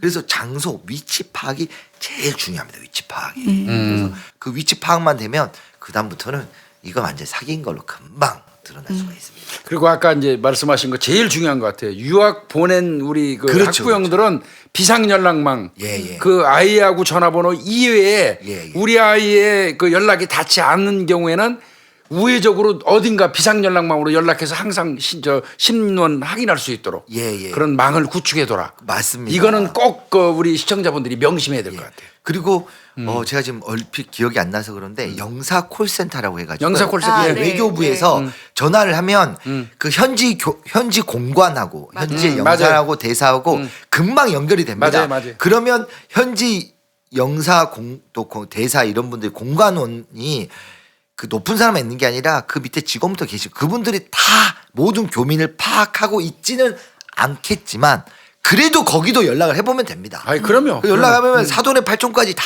하면 연결이 돼 있거든요. 그 거기도 연락을 해보고 일단 당장 돈을 보내주는 거는 실제 이게 납치라고 하더라도 선배님 그지 않습니까? 그럼요. 바로 돈을 보내주면 큰일 나요. 오히려 그 즉시 보내주면 아이의 신변이 더 위험할 수 있어요. 맞습니다. 이 납치 사건은 오히려. 왜냐하면 납치 사건으로 이야기하면 안 돼요. 안 되죠. 안 되죠. 안 되니까 어쨌든 납치로 하면 안 되지만 실제 납치 사건이 하더라도 돈을 먼저 보내주고 보는 거는 그럼요. 굉장히 위험한 피해자로서 큰일 나는 행동입니다. 그래서 돈을 보내주보다 먼저 자녀분들 위치를 파악하셔야 된다. 요거 이렇게 말씀. 자녀 위치 파악을 하고 그다음에 주변에 도움 받을 수 있는 곳에 도움 받고 그다음에 해외 유학이면은 그 영사라든지 그쪽 관련해서 연락을 취하고 비상 연락망을 만들어 놓는다는 거죠. 네. 그리고 큰일 날 뻔했습니다. 요거를 말씀을 드렸어야 되는데 이 보이스 피싱 하는 이놈들이 지금은 짧게는 5시간 계속 전화를 못 끊게 하고 그러면 이제 피해자분들 그게 잘 모르시는 분들 그게 뭘 전화를 못 끊게 본인이 통화하는 거지. 그런데 계속 말을 하고 강압적으로 네, 꽉 형사인데요. 김유 씨 말 잘 듣고 있습니까? 제대로 안 하는 겁니까? 예? 이러면 맞아요. 위축이 되겠대. 그래서 못 끊어요. 계속 못 끊고 통화를 하게 됩니다. 그럴 때 이런 국가기관이 전화로 이렇게 장시간 통화하는 경우도 없지만 그렇죠. 2시간, 3시간을 붙잡고 있지도 않습니다. 맞아요. 네. 그래서 국가기관이 이렇게 1시간 넘게 막 붙잡고 있다 그러면 아 이거 보이스피싱 바로 의심하셔도 됩니다. 그래서 전화를 끊어야 돼요. 주변인들한테. 왜냐하면 거기에서 한참 이런 이야기 하면 안 되지. 피해자분들한테도 죄송하지만 우리 시청자분들의 우리 유튜브 시청자분들의 이해를 돕기 위해서 저도 한때는 한 15년 전까지만 해도 많은 여성분들이 저랑 대화를 나누면 헤어나올 수가 없었어요. 헤어나올 수가 없었어요. 제가 진짜 막 빠져드는 겁니다. 그렇듯이 저 같은 사람도 그런데 보이스피싱 사기단은 오죽하겠습니까? 각종 첨단 장비에 쓰고 있기 때문에 그러면 상대방들이 그 말에 헤어날 수가 없는 거예요. 우리 맞아요. 선량한 우리 피해자분들이. 그러니까 일단 전화로 대화가 길어지면 일단 끊어버리십시오. 그냥 일단 끊어두고 호흡 한번. 왜냐하면 저희가 각종 대응법들 말씀드렸더니 너무 어렵다고 막 하시면서 또 누구는 제가 딴 데 가서 막 말씀드렸더니 야 이 자식아 그런 거 알면 전화 통화 자체를 안 해. 그럼 어렵게 설명하냐 그러는 거예요. 네. 그래서 맞네 생각해서 일단 끊어보고 한 번만 떼보십시오. 그러면 맞아요. 진짜 웃긴 겁니다. 이미 빠져들었기 때문에 그러는 거죠. 침착하고 예. 전화 끊는 거는 진짜 사실은 모든 것의 정답은 전화 끊기죠. 예. 예, 원래는. 근데 사실 다른 데서 개인정보를 요구할 수도 있잖아요. 이렇게 보이스피싱이 아닌데도. 그러면 도대체 보이스피싱에서 어떤 개인정보들을 요구를 하는 아니 거예요? 근데 대한민국에서 전화로 개인정보를 요구하는 일은 없어요. 그렇죠. 없습니다. 그럼 일단 개인정보가 요구를 하면 보이스피싱을 의심하는 게 아니 맞는 그럼 거예요? 뭐 볼 것도 없죠. 근데 이거는 약간 선배님도 저한테 꽉 형사 너무한 거 아니야? 지난번에 한 번 말씀하셨는데 이거는 이제 우리 형사들이 들으시면 뭐라 하실 수 있습니다. 가장 제1의 대응법은 국가기관을 사칭하면 그 즉시 전화를 끊는 겁니다. 맞아요. 경찰청입니다. 끊어버리십시오. 검찰청입니다. 끊어버리십시오. 금융감독입니다. 끊어버리십시오. 안 된다니까 그거는 그러면 일을 못 한다니까. 그러면 실제 금융감독원이나 근데 금융감독원한테 그 기관에서 금융위원회에서 개인한테 전화할 일도 없습니다. 그렇죠. 전화할 일도 없지만 경찰청이나 검찰청은 전화할 일이 있습니다. 있어요. 네, 있는데 이 부분을 전화 끝나면 우리 동료 형사들이 엄청 저한테 뭐라 그래요. 안 돼, 안 된다 그거는. 그런데 진짜 경찰서에서 전화할 일이 있다. 진짜 검찰서 전화했다 그러면 3번 끊어도 또 전화. 결국은 전화하죠. 전화합니다. 전화하거나 우편으로 보내고 합니다. 그런데 보이스피싱 사기단은 한 번 끊으면 2번, 3번까지는 전화할 수는 있거든요. 아직까지 이거는 통계가 나온 게 아니라서 그런데 전화를 3번 끊는 거를 4번째까지 한 피해자한테 계속해서 전화한 보이스피싱은 거의 못 들어봤어요. 없어요. 있긴 없어요. 있을 건데 없어요. 거의 없습니다. 일단 전화는 끊어버려야지. 끊어버리면 선배님 한참 야 그러면 후배 형사들이 어떻게 일을 해? 그래도 실제 형사들은 전화니까요. 네. 이제 형사들이 직접 찾아가거나 이제 서면으로 보내서 늦어지는 거지. 그렇죠. 근데 이거는 피해자들도 잘 대응을 해야 되겠지만 만약에 뭐 은행을 가서 막 돈을 인출하려고 하는 경우도 있잖아요. 근데 실제로 저희가 옛날 사건을 다뤘을 때 은행 직원분이 꼼꼼하게 체크해가지고 저기 보이스피싱을 막았다라는 것도 있는데 많이 있어요. 그럼 은행 직원분들도 잘 대응해야 될 것 같아요. 그렇죠. 교육 좀 하죠. 네, 저희도 예. 관내 은행하고 그 관내 지구대 파출소 경찰서 정기적으로 은행 예, 예. 직원분들한테 신신당부를 합니다. 근데 전화 통화 가장 대표적인 게 이런 거죠. 전화 통화를 하면서 계속 돈을 인출을 하려고 하시는 분들. 그런 분들 자세히 들으면 이게 개인정보 유출돼 막 이런 거거든요. 그러면 이것도 웃지 못한 해프닝. 저희가 다 은행 직원분들 감사장도 드리고 선물도 아유, 드리고 잘하시는 거예요. 표창장도 드리는데 은행 직원분이 선생님 전화 좀 끊어보세요 하면 피해자들 화내십니다. 맞아요. 이 양반이 내가 지금 개인정보 유출됐다는데 이렇게 하는 경우도 그렇죠. 많고. 그럴 때 진짜 고마운 은행분들은 전화를 뺏어버려가지고 끊어버립니다. 그래서 막 싸움 나는 경우도 있어요. 112 신고해가지고 내가 개인정보 유출됐는데 그런데 한 호흡 되면 그게 바로 보이스피싱인 거죠. 그래서 우리 형사들이나 경찰이 출동해서 아이고 선생님 큰일 날 뻔했습니다. 선생님이 보이스피싱 당한 거를 우리 은행 직원분이 막아주신 거예요. 형사들이나 경찰가 나와서 이야기하면 그래도 처음에는 무슨 소리야 내가 개인정보 유출되게 내가 이거 그리고 형사들한테 알면 안 되는데 이거 경찰들이 알면 안 되는데 이런 피해자분들이 많습니다. 이게 초창기에는요. 솔직히 얘기해서 초창기에 보이스피싱이 이 피해가 많았던 이유가 뭐였냐면 은행에서 소닥보듯이 했어. 예. 남의 일로 인식을 하고 정말 협조가 안 돼가지고 우리 경찰에서 애로사항이 많았는데 정말 요즘에는 경찰청의 노력으로 은행 직원들도 교육시키고 연계해가지고 하다 보니까 은행 직원분들이 굉장히 능동적으로 도와주기 아이고. 시작했어요. 예, 그래서 최근에 많이 잡습니다. 은행 그 직원분들 때문에. 그러니까 은행 직원분들이 은행 직원들 처음부터 같이 노력했다고 하면 안 될까요? 아니, 그래요. 은행 직원분들의 노력으로 지금 많이 이거를 피해를 차단하거나 아유, 그럼요. 검거한 경우도 굉장히 많습니다. 고마우신 분들이에요. 그리고 그 저희가 부정 계좌라고 하는데 범죄자들 예. 계좌를 등록해 놓으면 은행 직원이 빨리 신고해 가지고 그 돈을 이 부정 계좌를 묶인 계좌에서 돈을 인출한다고 신고해 가지고 인출 체크를 잡는 경우도 좀 많이 맞아요.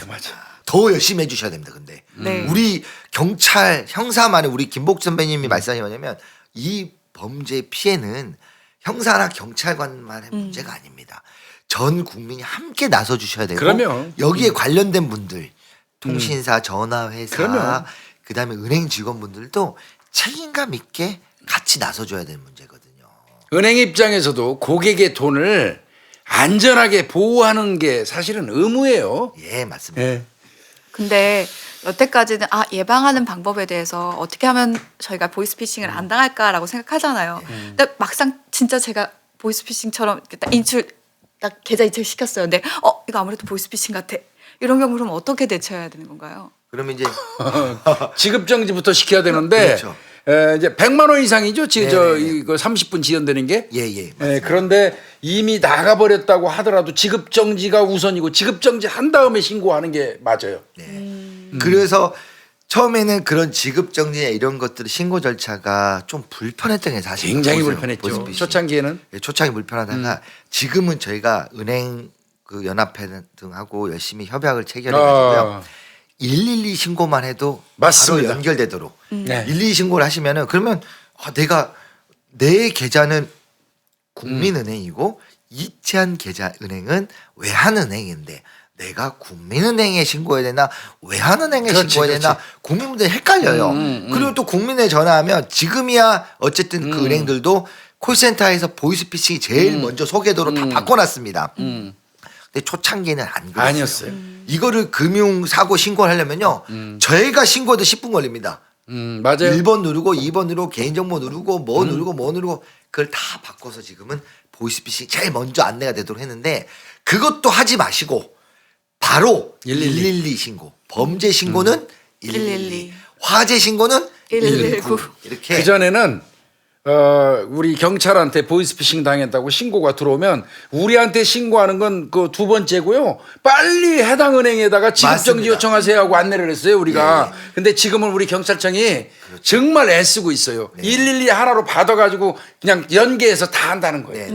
예. 그 실제로는 그러니까 지급정지라는 절차는 선배님 말씀하셨듯이 은행에서 하는 절차고 형사들이 하는 거는 수사지 않습니까? 그러면 이 수사 영역이 민간에는 계좌를 정지시키기 위해서는 중간에 특별한 조치들이 필요했습니다. 영장도 필요하고 그럼요. 부정계좌 등록하는 공문도 필요하고 이런 거 만들 시간에 돈은 빠져나가고 있거든요. 그렇죠. 그래서 그걸 자꾸 우리 경찰에서 문제 제기를 해가지고 또 뭐 금융감독원이나 관계기관도 많이 도와줬습니다. 그럼요. 은행에서도 자발적으로 나서는 측면도 있고 그래서 지금 어떻게 하냐면 112 신고를 하면 그 신고받는 우리 경찰청하고 해당 금융기관이랑 연계. 피해자분들이랑 3자 통화를 그렇죠. 바로 연결해 버립니다. 그렇게 해서 바로 그 계좌를 정지할 수가 있습니다. 그러면 지연 인출 제도라는 게 있기 때문에 신고만 빠르면 그 돈은 물론 아까 말한 대로 특정 장소 보관형이나 대면 편취형처럼 돈을 뽑아서 주는 경우에는 은행 직원분들의 도움이 제1번이고요. 그게 아닌 경우에는 이체를 시키는 경우에는 빨리 112 신고하시는 게 최고입니다. 그러면 스미싱이나 이런 것들도 다 마찬가지죠. 파밍 같은 범죄도 마찬가지고 이제 지인을 사칭해서 카톡으로 해가지고 보내는 게 스미싱이지 않습니까? 네. 그런 경우도 빨리 신고를 하면 그 돈을 찾을 수는 있습니다. 그냥 의심이 들면 무조건 112부터. 예, 112부터 누르는 게 최고입니다. 아마 그거는 아마 우리 경찰이 최고로 잘한 하나의 어떤 그 일일 거예요. 제가 볼 때 제가 일선에 있다가 나와 보니까 112 하나로 통일돼 가지고 그냥 그 지급 정지까지 바로 된다는 거는 굉장히 노력한 결과예요. 맞아요. 사실 금융기관은 협조 잘 안 됐었어요.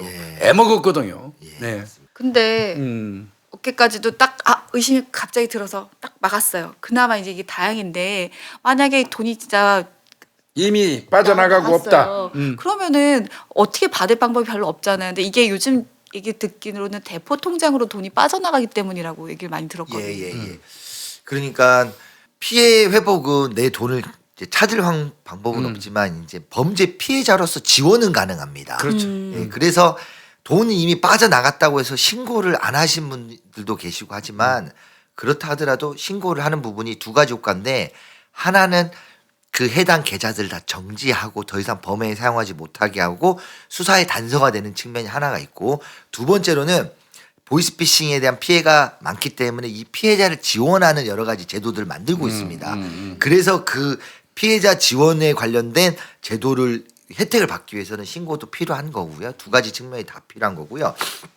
수사 측면으로 간다면 이제 우리 범죄 수사라는 게 그렇지 않습니까? 시간의 역순으로 놓고 보면 범죄가 발생해서 신고가 들어온 것부터 역순으로 계속 범행 현장까지 역순으로 추적한 다음에 그 다음에 범인을 추적하는 단계로 또 나가는 거지 않습니까? 네. 이것도 굉장히 시간의 흐름을 역순을 한 다음에 역순에서 범인을 찾은 다음에는 범인을 다시 시간의 흐름 순서대로 해서 어딘지 찾아내는 겁니다.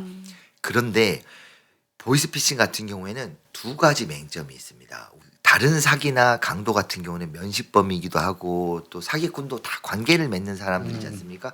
보이스피싱은 전혀 관계를 맺지 않은 생판 모르는 사람입니다. 그러면 생판 모르는 사람과 피해자 간의 연결고리는 대포 계좌하고 대포폰 두 가지밖에 없습니다. 그러면 통상에 있는 사기 범죄들은요 관계 속에서 일어나기 때문에 그 관계를 하면 시간의 역순으로 추적을 하다 보면 범인을 추적할 단서나 또 범인을 검거할 단서들이 많이 있습니다. 그렇죠. 관계 속에 일어나기 때문에. 그래서 우리 여기 사건에서 몇 번 소개를 했지만 소시오패스나 이런 경우에 그냥 아무 이유도 없이 막 사람을 해치고 이런 경우에 사이코패스 같은 경우에는 저희가 범인 검거도 쉽지가 않다고 했지 않습니까? 관계가 없는 거예요. 이유가 없는 거예요. 왜 그랬냐고 없고 하기 때문에 그런 류의 범죄들이 범인 검거가 용이치 않은 것처럼 보이스피싱이 검거가 용이치 않은 거는 기본적으로 피해자들이 피해금이나 피해를 당한 상황에 비해서 범죄자들하고 관계 맺음 속에서 주고받은 관계가 몇 개 없습니다. 그리고 그 주고받은 관계조차도 다 대포폰이나 대포 계좌로 하기 때문에 중간에 끊겨 있습니다. 선불폰 또는 아까 제가 소개했지만 가상 사설망 같은 경우 뭐냐면 실제 우리나라에서 범죄자들이 있지만 중국에 있는 인터넷 업체들한테 인터넷을 끌어와가지고 여기서 개설한 겁니다. 이렇게 추적할 단서가 끊어져 있기 때문에 관계가 끊어져 있어서 추적할 단서가 없는 게 제1번 검거 어려운 거고요. 두 번째는 이거 삐처리 반드시 해주십시오. 이 개 상놈의 새끼들이 조직들을 나눠놨어요. 저 점조직 형태로. 점조직 형태로. 그래서 저는 제일 제가 서울 사람처럼 보이지만 전남 여수 사람입니다. 많이 이제 서울 사람이라는 표현을 뭐 그런 이야기 많이 듣지만 서울 사람이니까 서울 사람. 그런가요? 근데 저 같은 총책이 하나 있으면 콜센터로 전화를 돌리는 콜센터 그럼. 측이 하나 있습니다. 그리고 이 사람들에게 돈을 이제 넘겨받으면 인출하는 인출책이 있습니다. 그 다음에 이렇게 인출하는 금액을 나중에 외국으로 송금을 받아서 하는 송금책이 송금책. 있습니다. 송금책에는 또 중간에 불법 환전책도 껴 있고요. 환전책 있죠. 그 다음에 이런 인출책하고 인출책에서는 그 밑으로 또 전혀 다른 조직인 대포 계좌나 대포폰을 모으는 조직이 있습니다. 이는 벌써 조직만 한 5개 조직이지 않습니까? 그런데 총책 말고는 콜센터하고 인출책은 서로 모르는 경우도 많습니다. 그 다음에 대포폰, 대포계좌 모집책과 인출책은 서로 모르는 경우도 있습니다.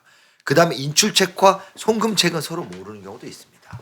그렇게 서로 모르는 사이에서 점조직으로 되어 있기 때문에 그래서 범인 검거가 어려운 겁니다. 그래서 제일 먼저 해야 될 거는 바로 총책을 잡는 건데 정말로 어렵습니다. 총책을 잡아야 그래도 다 잡을 수 있는 건데 총책 잡기가 제일 어려운 거죠. 맞습니다. 이게 아까 말한 대로 피해자하고 범죄자 사이에서 관계 맺음이 많지 않아서 단서가 없다는 거 하나.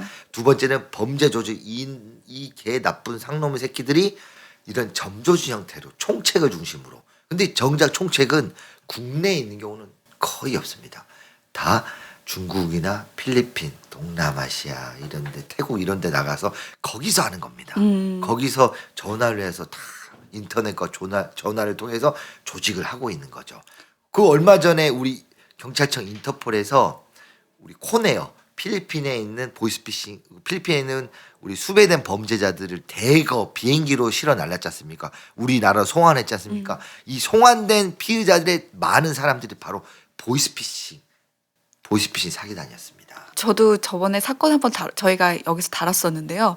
옛날에는 저희가 중국 약간 연변 사투리를 쓰다 보니까 아 이거 보이스피싱일 거야라고 의심했는데 요즘은 한국 사람들이 가가지고 하거나 그런 경우가 많아서 의심의 요소가 좀 더 줄어들었다고 하더라고요. 예. 그러니까 예전에 뭐 개그 콘서트에서 이제 어설픈 한국말을 흉내내는 보이스피싱 사기단을 풍자하는 개그 콘서트가 유행을 했지 않습니까? 지금은 그런 보이스피싱 사기단은 거의 만난 적이 없습니다. 그렇죠. 그냥 한국말을 완벽하게 구사하거나 아니면 이것도 인출책을 구할 때 그 콜센터 직원을 구할 때 우리 젊은 층들 있잖아요. 네. 고수익 알바를 해줄 것처럼 해가지고 꼬시는 겁니다. 최근에 이런 사건도 있었어요. 고수익 알바를 할 것처럼 인터넷 모집을 하는 거예요. 그래서 우리 20대 이런 젊은 층들이 저도 알바할 거예요 하지 않습니까? 그 사람 다 중국으로 보내는 겁니다. 중국으로 가면 중국에 가서 그 사람들이 콜센터에서 일하면서 사기를 치는 거예요. 그러면 걔 중에서는 나 이거 하면 안 되는데 하고 반성하는 애들도 있습니다. 그리고 그렇게 해서 귀국해서 자수하는 친구들도 있고 또 현지에서 그런 거 저는 이제 도저히 못하겠습니다 했을 때 그걸 강압적으로 안 돼! 넌 범죄 더 해야 돼! 이렇게 하는 경우도 있고. 그래서 잡혀 있는 경우도 있다고 하더라고요. 맞습니다. 최근에 그런 잡혀있던 친구들 중에 보도가 난 사례도 탈출해가지고 보도난 사례도 있었고요. 저희가 한번 했었죠. 근데 궁금한 게 있어요. 저희가 금융거래가 정보 다 유출이 됐을 때요. 그럼 저희 어떻게 대처를 해야 되는 거예요? 이제 여러 가지 개인정보 유출될 확률이 높습니다. 나하고 나의 의사와 상관없이 이 포탈 회사나 게임 회사나 금융기관이 해킹을 당해서 개인정보 유출되는 경우도 있고요. 또는 진짜 호기심에 아니면 화장실 공중 화장실 가면 붙어 있잖아요. 대출해 준다고. 거기 지났다가 개인정보 나가는 경우도 있습니다. 그럴 때는 침착하게 명의 도용 방지 서비스라는 게 있습니다. 명의 도용 방지 서비스. 네, 그 서비스의 형태는 뭐냐면 내 이름으로 뭔가 금융이나 통신이나 이렇게 내 명의로 뭔가 이 서비스의 가입이나 이런 게 이루어지면 본인에게 통지를 해주는 겁니다. 당신 이름으로 신용카드가 만들어지는데 당신 이름으로 계좌가 만들어지는데 그게 맞습니까? 하고 저한테 먼저 연락이 오게 돼 있습니다. 이런 명의 도용 방지 서비스가 굉장히 비싸다고 생각하시는데 무료인 서비스도 있고요. 그 다음에 유료 서비스도 있습니다. 유료인 서비스 때 월 1,000원, 월 2,000원 이런 경우도 있고요. 아니면 아예 무료인 서비스 좀 소개해 드릴게요. 한국정보통신진흥협회에서 하는 명의도용 방지 서비스를 무료로 이용하고 있고요. 그다음에 우리 검색창에 명의도용 방지 이렇게 하면요. 유료 서비스도 굉장히 많습니다. 네. 여기에 가입하게 되면 나에게 내가 뭔가 금융이나 통신에 대해서 내 이름으로 내 인적사항 뭔가 있을 때 알려줍니다. 그런 명의도용 방지 서비스에 가입하시기를 가장 먼저 권유해드리고요. 혹시 대출 문의를 하다가 나의 주민등록 등본이나 신분증 사본을 넘겨주신 경우가 있습니다. 이런 경우는 반드시 명의도용 방지 서비스에 가입을 하셔야 돼요. 맞아요. 이게 사전에 차단을 하는 거거든요. 사전에 차단하지 않으면 내가 넘겨준 내 걸로 범죄를 저지를 수도 있고 안 저지를 수도 있지만 그거를 기다리는 거는 요행입니다. 요행. 맞아요. 그래서 내가 먼저 사기단 같은데 나의 개인정보를 넘겨줬다라고 하는 순간 반드시 명의도용 방지 서비스를 가입하겠어요. 그건 의무입니다. 의무. 이거 뭐 맞아요. 권유한다고 하면 안 됩니다. 의무입니다. 그러니까 신분증을 앞뒤로 복사해서 전달했다든지 주민등록 등본을 뭐 떼어서 보내줬다든지 면허증 앞뒤 카피해서 보냈다든지 이런 사람들은 지금 그 우리 꽉 형사 얘기한 것처럼 명예도용 방지 서비스 네네. 가입을 하거나 다운받아서 쓸 수 있으니까 그렇게 하는 게 좋겠습니다. 네. 최근에 새로운 범죄 중에서 몸캠 피싱이라는 게 있어요. 몸캠 피싱. 몸캠 피싱을 제가 굉장히 고민을 많이 했어요. 이것만 별도로 다뤄야 할 정도로 양이 많은데 보이스피싱 하면서 개괄적으로도 설명을 드려야 되는 말하는 고민했었는데 일단 설명을 드린 편이 나을 것 같습니다. 몽케피싱은 이렇게 채팅을 유도를 해가지고요. 오늘 밤 외로우세요? 오빠 시간 돼요? 이렇게 문자 메시지를 보내거나 인터넷 광고를 하거나 아니면 전단지를 돌리는 경우도 있고요. 이렇게 해서 카카오톡으로나 이런 페이스북으로 막 뿌리는 경우도 있고 이렇게 해서 채팅을 유도합니다. 채팅을 하면서 마치 여자애 엄청 예쁜 여자인 척 채팅을 하면서 먼저 오빠 외로워요 하면서 제 사진을 싹 보내줍니다. 근데 제 사진이 아니라 인터넷에서 돌아다니는 어여쁜 미녀의 사진을 보여줍니다. 1단계로.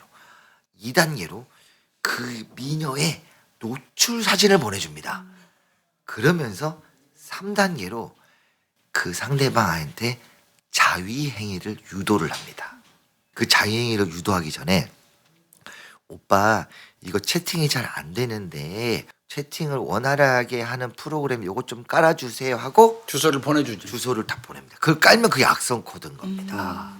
내 정보 다 빠지는 거죠? 다 빠져나온 겁니다.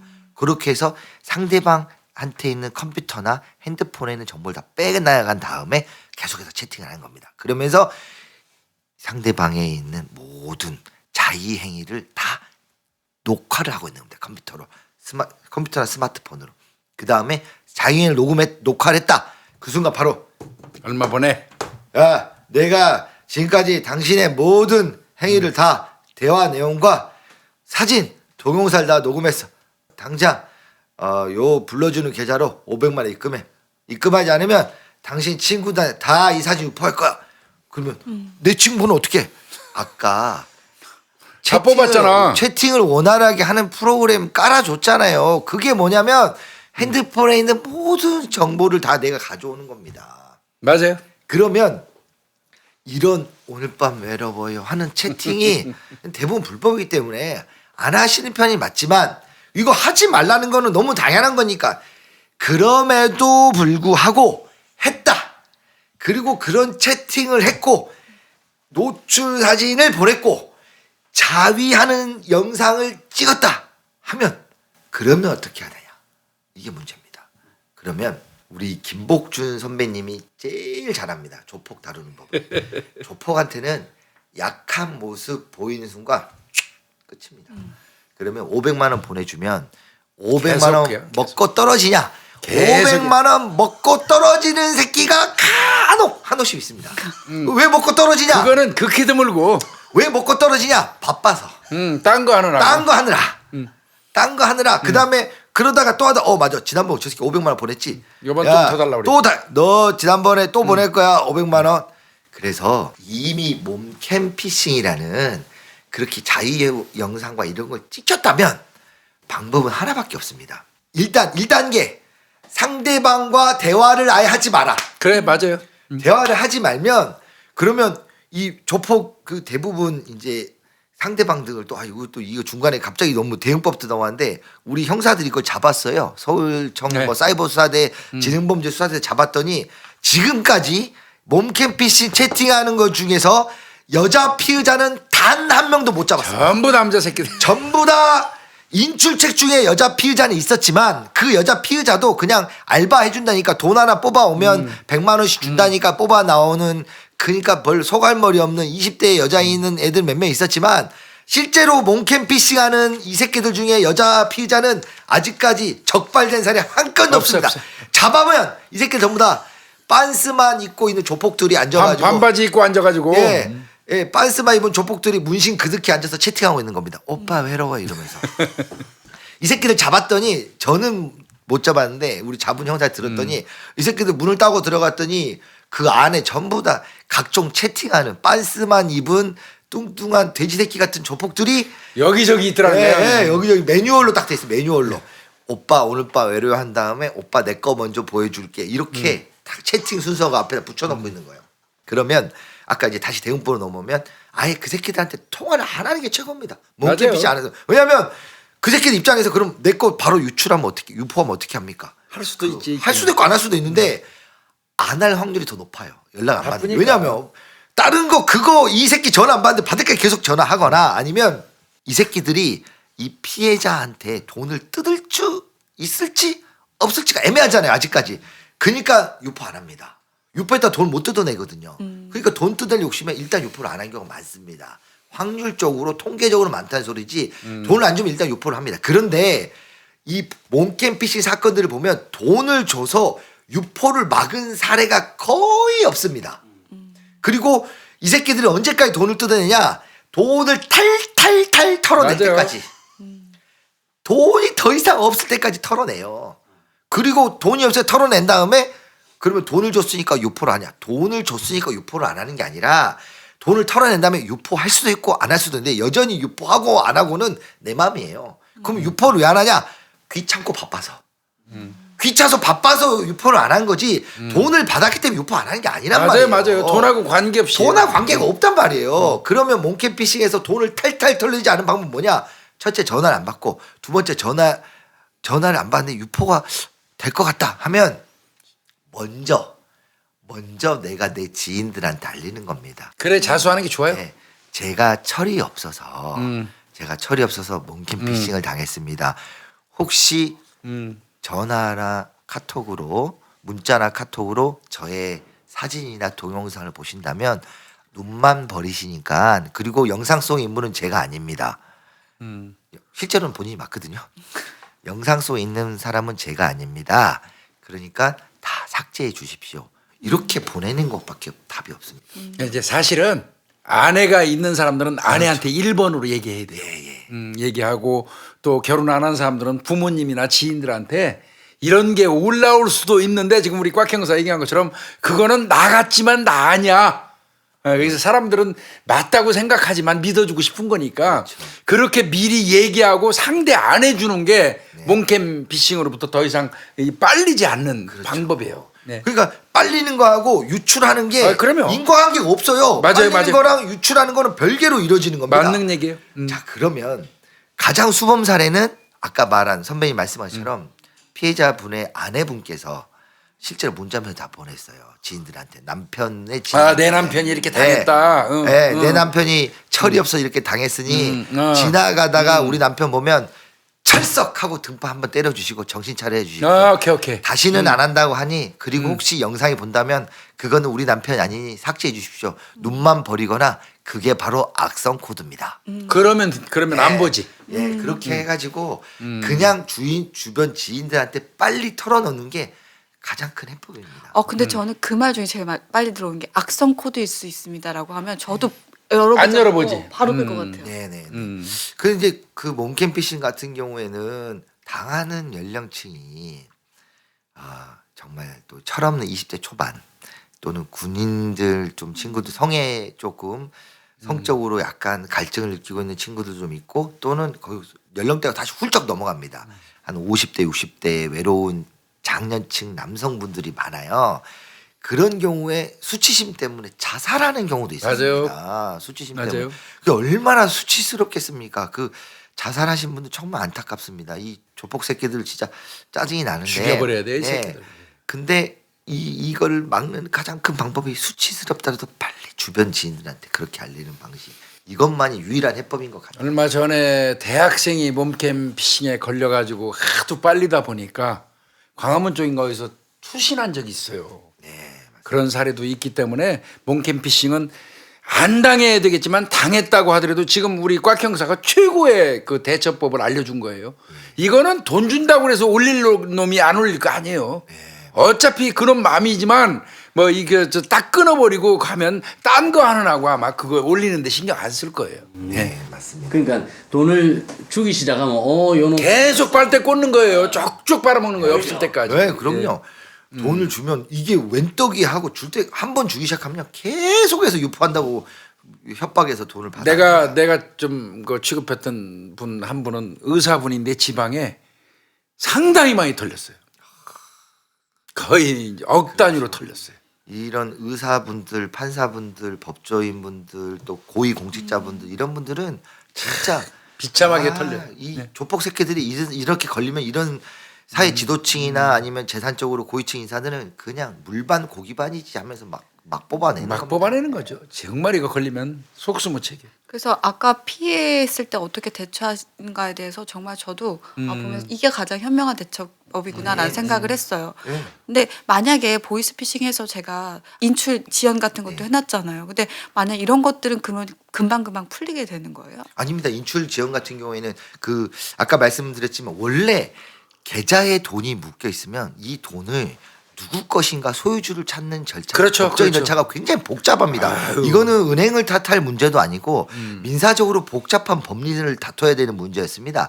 이거를 그간에 이제 보이스피싱 문제를 굉장하게 빨리빨리 돈이 묶여 있어도 이 돈을 찾아주는데 짧게는 6개월, 길게는 맞아요. 1년 반이 걸렸습니다. 그럼 제가 피해를 당했는데도 불구하고 피해를 당하고 그 피해금이 계좌에 묶여 있는데도 묶여 있지. 그거를 그걸 찾아오는데 짧게는 6개월, 맞아요. 1년 6개월 걸렸습니다. 그런 거를 계속 사회적으로 특히 이거는 우리 경찰관들은 형사들은 그런 피해자의 피눈물을 보지 않습니까? 피해자의 피눈물을 보고 있으면서도 사실 내가 해줄 게 별로 없는 거예요. 그래서 계속 문제 제기를 해가지고 여기에 대한 특별법이 생겼습니다. 그래서 금융감독원을 통해서 손쉽게 아까 말한 보이스피싱에 관련된 여러 가지 지원책들이 생겼다고 했지 않습니까? 그 중에 하나구나. 그 중에 하나로 저 피해금을 환급을 간이한 절차로 신속하게 하는 게 생겼고요. 그런데 이제 또 문제가 있습니다. 내 돈이 묶여 있어도 나보다 앞순위 피해자도 있으면 이걸 돈을 또 다시 나눠서 처리가 돼야 돼요. 섞여 있으니까. 예. 그건 또 법리가 좀 다른데요. 이거는 이제 우리 형사들이랑 관련은 없지만 그 범죄 피해자 지원 쪽에서 바라보는 법리는 이것도 있더라고요. 제가 500만 원을 입금시켰다가 저는 사기를 그 500만 원 인출해 갔어요. 제 다음 피해자가 또 500만 원을 입금했어요. 근데 그 돈은 묶여 있어요. 그러면 이 2번 피해자는 500만 원 다 내 거라고 주장하는 거고 저 같은 경우에는 아니 내가 내 돈을 인출했다 해도 그 계좌는 다 내나 같은 계좌니까 나도 그 500만 원 소유권이 있어. 나누자 서로. 네, 근데 지금 법리는 조금 일반인들 이해가 안 되긴 하는데 그 돈을 나누게 돼 있습니다.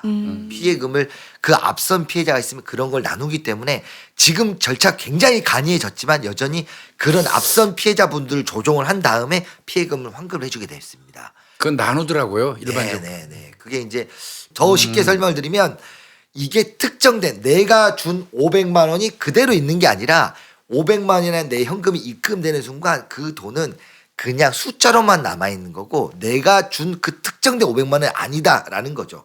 그래서 이 사람 500만 원과 저 사람 나의 500만 원은 그 계좌에서 같이 혼재돼 있다. 그 가치만 있다 해가지고 나중에 나눌 때는 나눠줘야 된다. 나누더라고. 이런 법리입니다.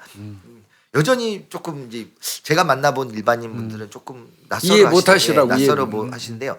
어쨌든 그런 피해금의 환급 절차를 간이하게 하는 거고 그 전에 엄청 오래 또 걸렸어요. 우리 이거를 지급정지하는 절차도 간이하게 바꿨고요. 맞아요. 그다음에 피해자에 대한 지원 부분이 국가에서 보이스피싱 피해자라고 전부 다 피해금을 돌려주는 제도는 없습니다. 당연하죠. 대신 이 피해자의 서민금융을 이 피해자도 아, 서민이니까 우선순위로. 서민금융을 지원해주는 제도 이런 것들이 여러 가지 이제 금융감독원하고 금융위원회에 있는 서민금융 관련해서 문의를 해보시면 보이스피싱 피해자분들을 위한 대출 제도도 별도로 만들고 있기도 하고요. 그런 부분도 있어서 하지만 아직까지는 범죄 피해자 지원이라는 게 그 피해자에 대한 금융 경제적인 지원을 100% 전적으로 해주지는 않습니다. 그러니까 이분들이 정말 서민들이 다 가진 돈 다 날려버리고 경제적으로 엄청 힘들으니까 예. 그분들을 위한 어떤 그 특별한 대출 제도 같은 거를 이제 고안한다는 그렇죠. 얘기죠. 예. 그거는 실제로 운영하고 있고요. 국가가 잘하는 겁니다. 그런 예. 건. 마음 같아서는 그 서민 피해자분들의 피해금까지 다 돌려주고 하는 게 국가의 마음이겠지만 그렇게 따지면 이제 보이스피싱의 범죄 맞는 게 아니라 모든 범죄의 피해금을 그럼요. 국가가 다 도와주기는 어렵지 않습니까? 그렇죠. 또 대신 우리 경찰청에도 피해자 보호 지원제도 또 범죄 피해자 센터가 또 별도로 있습니다. 검찰청도 있고 법무부도 있고요. 여기에서 각종 제가 알지 못하는 여러 피해자 보호 오케이. 지원제도 또 있기 때문에 그것을 문의해 보시면 될 것 같습니다. 참 보이스 그 수사하는 전담팀이 있나요? 지능범죄 수사팀이죠. 예. 지능범죄 수사팀도 있고 강력팀에서도 왜냐하면 조폭이 섞여. 조폭이 섞여 있기도 하고 그 다음에 강력팀은 아무래도 현장에서 발로 뛰는 수사를 많이 하기 때문에 이 보이스피싱 같은 경우는 이런 접촉이 거의 없거나 있어도 대포폰 대포 계좌 때문에 추적이 쉽지가 않습니다. 그래서 일선 경찰서에서는 강력팀에서 하는 경우도 있고요. 그다음에 지방 경찰청에 가면 지능범죄 수사대에 이런 보이스피싱 범죄 전담 수사팀도 있고 또 국제범죄 수사대에도 있습니다. 왜냐하면 이 보이스피싱의 총책들하고 주로 하는 콜센터는 외국에 외국에 있는 경우는 있으니까. 많기 때문에 국제범죄 수사대에도 이런 분들이 계십니다. 제가 만약에 보이스피싱의 피해자였다고 한다면 처음에 112 전화를 할 것 같아요. 근데 아마 이제 수사를 받으러 오라고 뭐 조사를 받으러 나오라고 할 거 아니에요. 그때 갔을 때 제가 어떤 피해에 대해서 어떻게 구제받을 수 있을까요? 어떻게 도움을 받을 수 있을까요? 라는 것들을 그때 담당 형사님이냐 그렇죠. 여쭤보면은 그런 부분들을 자세히 가르쳐 줄 수 있다. 예. 그런 피해자에 대한 권리 보호 제도에 대한 안내서를 나눠주게 돼 있고 또 요청을 저같이 이제 조금 좀 똑똑하고 야무진 형사들은 알아서 잘 소개해드리기도 하지만 간혹 우리 형사분들 중에서 일이 바빠가지고 못한 경우도 있습니다. 그러면 피해자분들 같은 경우는요 범죄 피해자 전담 경찰관들이 경찰서마다 배치가 돼 있어요. 범죄 피해자 전담 경찰. 예, 그 피해자 전담 경찰관들이 그런 제도를 다 또 사람마다 케이스마다 다르지 않습니까? 그걸 다 알아봐 주기도 합니다. 그래서 그런 제도 우리 피해자 전담 경찰관 좀 만나보게 해줄 수 있어요. 이거는 보이스피싱뿐만 아니고 모든 피해자가 마찬가지입니다. 맞습니다. 그 중에서 이제 보시면 그 모든 피해자 해주지 않고 내가 술 먹고 누구 옆에 싸우는데 내가 피해자라고 이런 거 안 해주고요. 진짜 피해자분들은 저희가 이 피해자분들을 위한 보호 지원 제도를 가지고 있기도 하고 그리고 그러면 이런 게 전담 수사팀은 어디로 신고해야 되나요? 하지만 그쪽에서 바로 사건을 신고받지는 않고요. 일선 가장 가까운 경찰서에 신고를 하시면 그 사건에 대한 기초 수사, 계좌에 대한 수사, 그다음에 휴대폰 번호에 대한 수사를 마친 다음에 그걸 정리해서 전담 수사팀으로 넘겨주게 됩니다. 물론 그걸 정리하는 과정에서 범죄자가 바로 잡힌 경우도 있습니다. 크게는 인출책들이 인출하다 잡힌 경우도 있고요. 아까 말한 특정 장소 보관형하고 대면 편취형 같은 경우 어쨌든 돈을 뽑아서 그 돈을 받으러 가는 범죄자들 있지 않습니까? 이 친구도 저희가 많이 잡습니다. 그러면 저희한테도 많이 이야기를 해요. 인출 대면 편취형 이런 거 빨리빨리 잡아라.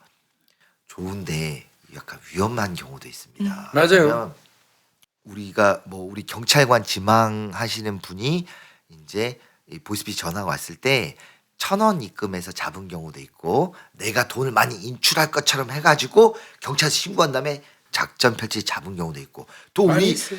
경찰관들이 비번일 때 퇴근하다가 아니면 자다가 우리 경찰관 잡은 경우도 많이 있습니다. 근데 일반인들 같은 경우에는 좀 저희가 부담을 드리는 경우지 않습니까? 이제 저도 도저히 안 된 경우가 이제 범죄가 피해가 발생을 했으면 저희도 좀 진짜 강권하듯이 아이고 피해자 저희가 확실히 보여줄 때 합시다 하지만 범죄가 피해가 발생하지 않는 경우에는 위험 부담이 따르거든요. 그 피해자 이제 때로는 18살 있고 여고생도 있고 아니면 나이 드신 노인분도 계시고 이런 분들 저희가 일단 범인을 만나도록 이렇게 제가 유도를 해야지 범인을 잡는 거지 않습니까? 이럴 때 위험 부담이 좀 따르는 게 그거는 사실입니다. 사실은 경찰 입장에서 권장사항은 못 돼요. 그렇죠. 검거가 안 되더라도. 근데 지금 우리 곽 형사가 경찰청에서 현재 이 일선 경찰에다가 내려보내서 대처하는 요령, 수사하는 요령 해줘야 될 것들을 다 얘기했는데 이제 현실적인 문제를 제가 좀 얘기했어요. 일반 국민들은 절대 다수의 일반 국민들은 보이스피싱을 다 하고 난 다음에 일반화되어 있어. 이미 그거는 못 잡아. 이런 인식이 머릿속에 박혀 있다는 거. 고정관념이 있다는 거. 그다음에 서로 당한 다음에 경찰서 일선 경찰서 지능범죄수사팀에서 거의 다 해요. 사이버 수사팀하고 협조해서 지능범죄수사팀에 가가지고 신고를 하면 그 사건을 조사하는 형사들이 능동적이지 않다는 얘기가 너무 많아요. 제가 수도 없이 그 얘기를 들어요. 조사를 받으면서 신고를 하러 온 사람은 내 돈을 찾을 수 있다는 요만한 희망이라도 가지고 가서 앉아서 이 바쁜 시간을 내 가지고 가서 앉아 피해 진술을 하고 있는데 조사를 받는 수사관이 이거는 내가 할 수 없이 내 직무니까 하지만 희망은 별로 없습니다 하고 맥 빠지게 하면서 조사를 받는 그 수사관들이 너무 많다는 거예요. 맞습니다. 이 부분은 경찰청에 현직에 계시니까 우리 곽 형사가 일선 그 전체 경찰관서에다 얘기해서 그건 반드시 교육해 주시기 바래요. 제가 통렬히 반성합니다. 굳이 변명을 하자면 아까 말한 대로 보이스피싱 범죄를 제가 많이 잡고 있습니다. 근데 그런 걸 모른다고 지금 일반인들이. 현행범에서 잡는 거 말고는 이렇게 개별 건들을 모으면 그렇죠. 모자이크 이론이라 그러지 않습니까? 개별 한 건으로는 역추적해서 잡을 확률이 없지만 현행범으로 잡지 모이면, 모이면 잡을 단서가 나오거든요. 그렇죠. 그런데 그러다 보니까 국민분들이 희망을 가지면서 계속해서 어쨌든 그렇게 해서 범인을 잡는다 하더라도 피해금 환수 부분은 거의 또 그렇죠. 이게 문제에서 범인은 잡는 거는 잡더라도 피해금은 왜냐하면 이렇게 점조주고 타는 애들 전부 다 흐트러 버리기 때문에 돈을 몇 억을 압수한다 그래도 그 중에서 얼마가 피해금으로 환수되느냐 이 부분은 또 다른 이야기거든요. 그런 부분들이 있어서 그거를 빨리 포기시킨다고 그렇게 약간 오버하는 형사도 있는 것도 아니고 그러면 안 돼요. 근데 그런 부분들은 진짜 잡기가 어렵다는 부분을 고지하거나 피해금을 환수하는 부분이 어렵다는 것을 말씀을 하더라도 우리 선배님 말씀하신 대로 저희가 최선을 다하겠다. 그러면 최선을 다하겠다. 우리 전남 수사팀도 있고 이 친구들을 이렇게 잡은 사례도 많이 있습니다. 여러분의 신고와 제보를 이렇게 모으다 보면 그럼요. 이 한 건으로는 못 잡지만 오케이. 이런 사건을 모으면 잡을 수가 있습니다. 신고해 주셔서 감사합니다. 저희가 도와드리지 못한 부분을 죄송하게 생각합니다. 차라리 이렇게 아이 그렇게 해주시면 지금 우리 곽 형사가 얘기하는 그런 형태로 지능범죄 수사팀에 있는 수사관들이 해준다면 우리 국민들 굉장히 현명한 분들이에요. 서로 그 사건이 해결이 안 된다 손치더라도 또 먼 훗날 될지 모른다고 희망을 가지고 있고 그 돈 못 찾는다고 그래서 경찰 비난하지는 않아요.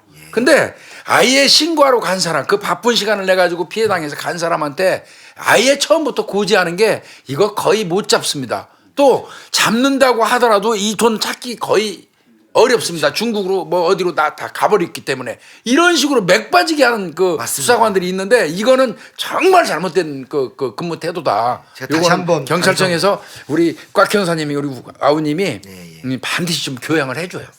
예. 그 선배님 말씀하시는 게 이 보이스피싱에서는 정말 다시 한번 반성을 하고요. 죄송하다고 말씀을 우리 청취자분들에게 또 모든 국민분들께 드리고 이게 저희가 피해자들 저는 불과 19년 경찰 만으로도 안 됐습니다. 만으로는 이제 17년 한 10개월 좀 안 됐는데요. 그런데 우리 선배님이야 뭐 30년을 피해자들 보고 오셨는데 저희가 범죄 피해자들을 보면 제일 먼저 하시는 소리가 먼저 말씀드리니까 피해자들은 스스로 자책하지 말고 그 다음에 피해자 주변 분들은 그 피해자를 타박하지 마라. 그러면 당신이라고 뺑소니 안 당한 줄 아냐? 당신이라고 당신이 잘해서 도둑질 안 당한 줄 아냐? 물론 피해자분들의 과실이 있을 수도 있지만 그렇다고 피해자분들이 스스로 자책만 하면 해결이 안 되는 거고. 그렇죠. 왜냐하면 보이스피싱만 해도 이제부터 돈이 묶여 있으면 찾기 위한 노력들 또 상대방 지급 정지 여러 가지 노력들이 필요하단 말이에요. 그 모든 범죄가 마찬가지입니다. 모든 범죄가 일어나는 순간 내가 어떻게 내가 바보였어 자책만 하면 해법이 안 나옵니다. 그러면 내가 바보였어 하는 시간에 빨리 112를 눌려야 됩니다. 맞아요. 그러면 돈을 찾을 확률이 50% 맞아요. 이상입니다. 맞아요. 내가 바보였어 하고 있는데 옆에 있는 분들은 또 에이그 그거에 당하냐. 그런데 이거를 절대 모든 범죄에 대해서 하면 안 됩니다. 근데 우리 선배님 말씀하신 일부 우리 형사들 같은 경우 좀 거칠기 때문에 가장 하지 말아야 되는 피해자를 타박하는 이런 경우가 있는 것도 또 알고 저도 생각해 보면 피해자분들을 타박했던 것 같습니다. 그래서 아니, 통렬히 반성을 곽 형사는 절대 그랬을 사람은 아니고요. 내가 분명히 말씀드리지만 피해 신고를 하러 가는 사람들한테 희망을 줘야죠. 나한테 이렇게 그 고통을 준 범인을 잡아주겠다는 희망, 또 내가 당한 그 피해금을 언젠가는 찾아주겠다는 희망. 서로 못 찾는다고 하더라도 그거는 경찰관이 해야 될 일이고 앉아서 진지하게 그 조사받아 줘야 될 일인데 첫바람에 이거는 잡기 거의 어렵고요. 돈 찾기 이미 돼가지고 외국으로 가서 거의 어렵고요. 이러면서 조사를 뭐하러 받아요? 그렇죠. 그거 맥 빠진다는 거예요. 신고하러 가가지고. 근데 이 얘기를 퇴직하고 난 이후에 내 주변 사람들한테 가장 많이 듣는 얘기예요. 보이스피싱 관련돼서. 속상하더라고요. 제가 수사과장 할 때는 범죄 단서를 신고해 주셔서 고맙다고 받아라. 받아서 전부 기재해라. 기재해서 그걸 목록을 내 가지고 월별이건 뭐 주별이건 해서 첩보 써가지고 범죄 첩보 써서 올려라. 이런 식으로 처리를 했거든요. 그러니까 전화 신고를 일부러 하신 분들한테 맥 빠지게 해서는 안 된다는 거죠. 이거 아무 소용 없습니다. 피해 안 당했으니까 이런 식으로 경찰이 그렇죠. 하면 안 된다는 거죠. 맞습니다. 예. 이제 그 관련해서 또 여러 가지 비판의 여론이 있는 게 관공서 우리 경찰청뿐만 아니라 관공서 전화번호로 사칭하는데 가만히 두냐 그 이야기도 사실은 곰곰이 생각해 보면 그냥 하는 비판 여지가 높습니다. 그러면 관공서 번호를 공개 안 하면 어떻게 하나 말도 안 되는 소리고. 그러면 공개 이제 보이스피싱을 잡는 건 잡는 거지만 전화번호를 주기적으로 변경하면 112 신고 번호를 어떻게 변경을 합니까? 말도 안 되는 경찰서 소리고. 번호 어떻게 변경을 합니까? 그래서 그러면 이 전화번호를 사칭한 거를 막을 수 있지 않냐?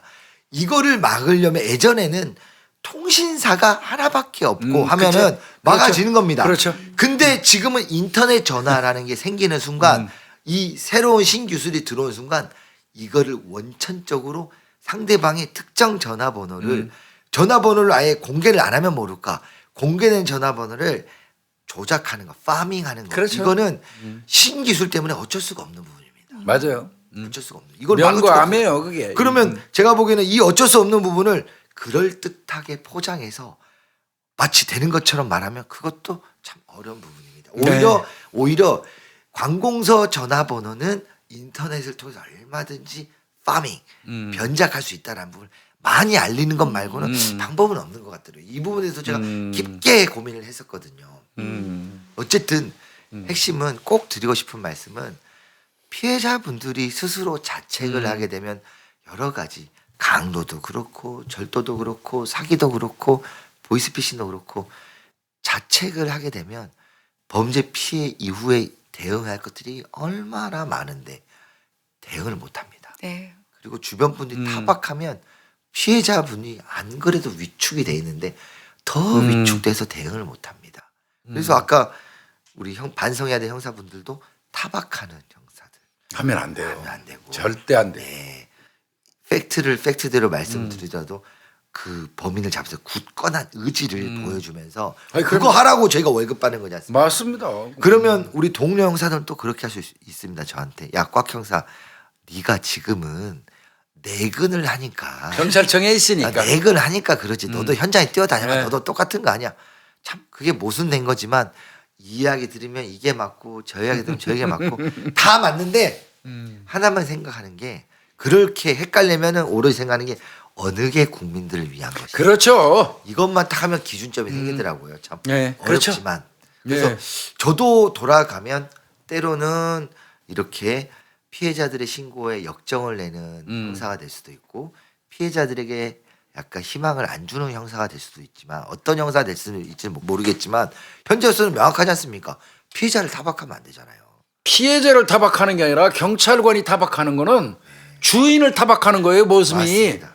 그건 아주 잘못된 거예요. 국민의 그 세금으로 월급 받는 공직자가 공복이라고 그러잖아요. 그러니까 그건 기본적으로 이제 태도가 안 된 거고 여기서 분명히 하나 제가 말씀드릴 수 있는 거는 사실 보이스피싱은 거의 우리 경찰에서 제대로 하는 게 없다고 생각을 해요. 그런 인식들이 팽배해 있는데 아니에요. 정말 생각보다 이 순간 이 시간에도 보이스피싱만 추적하는 우리 후배 형사들 많고 그동안 실적도 엄청나게 많았고 회수한 금액도 어마어마하게 많거든요. 맞습니다. 근데 이제 그런 부분들이 너무 홍보가 안 됐어요. 예, 이런 거는 좀 아쉽고 답답하고 그렇죠. 예. 사실 저희는 뭐 수사를 했던 사람들이니까 어떻게 진행이 되고 이런 것들 잘 알고 있잖아요. 근데 제가 현장에서 만났던 피해자분들이 가장 궁금해하시는 거는 그럼 내가 뭘 하면 되고 내가 어떻게 하면 되고 이런 것들이시더라고요. 그리고 어떻게 진행이 되고 어떻게 내가 결과를 통보받는가.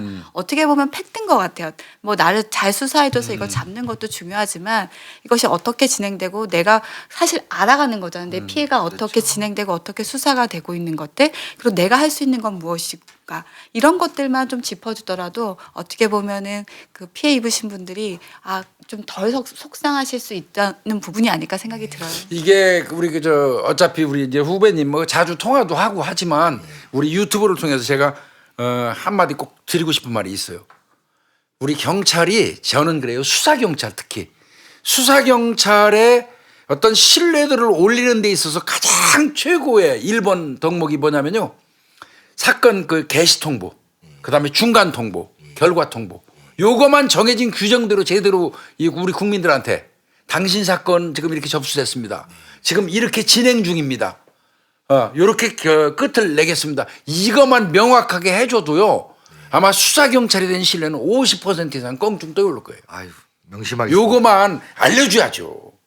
수사가 내가 접수한 사건이 지금 어느 상태, 어느 정도에 가 있는지, 어떻게 수사가 진행되고 있는지, 요거는 좀 수사 진행 상황은 그것만 좀 철저히 알려주시면 우리 저 수사경찰은 국민들한테 칭찬받을 거예요.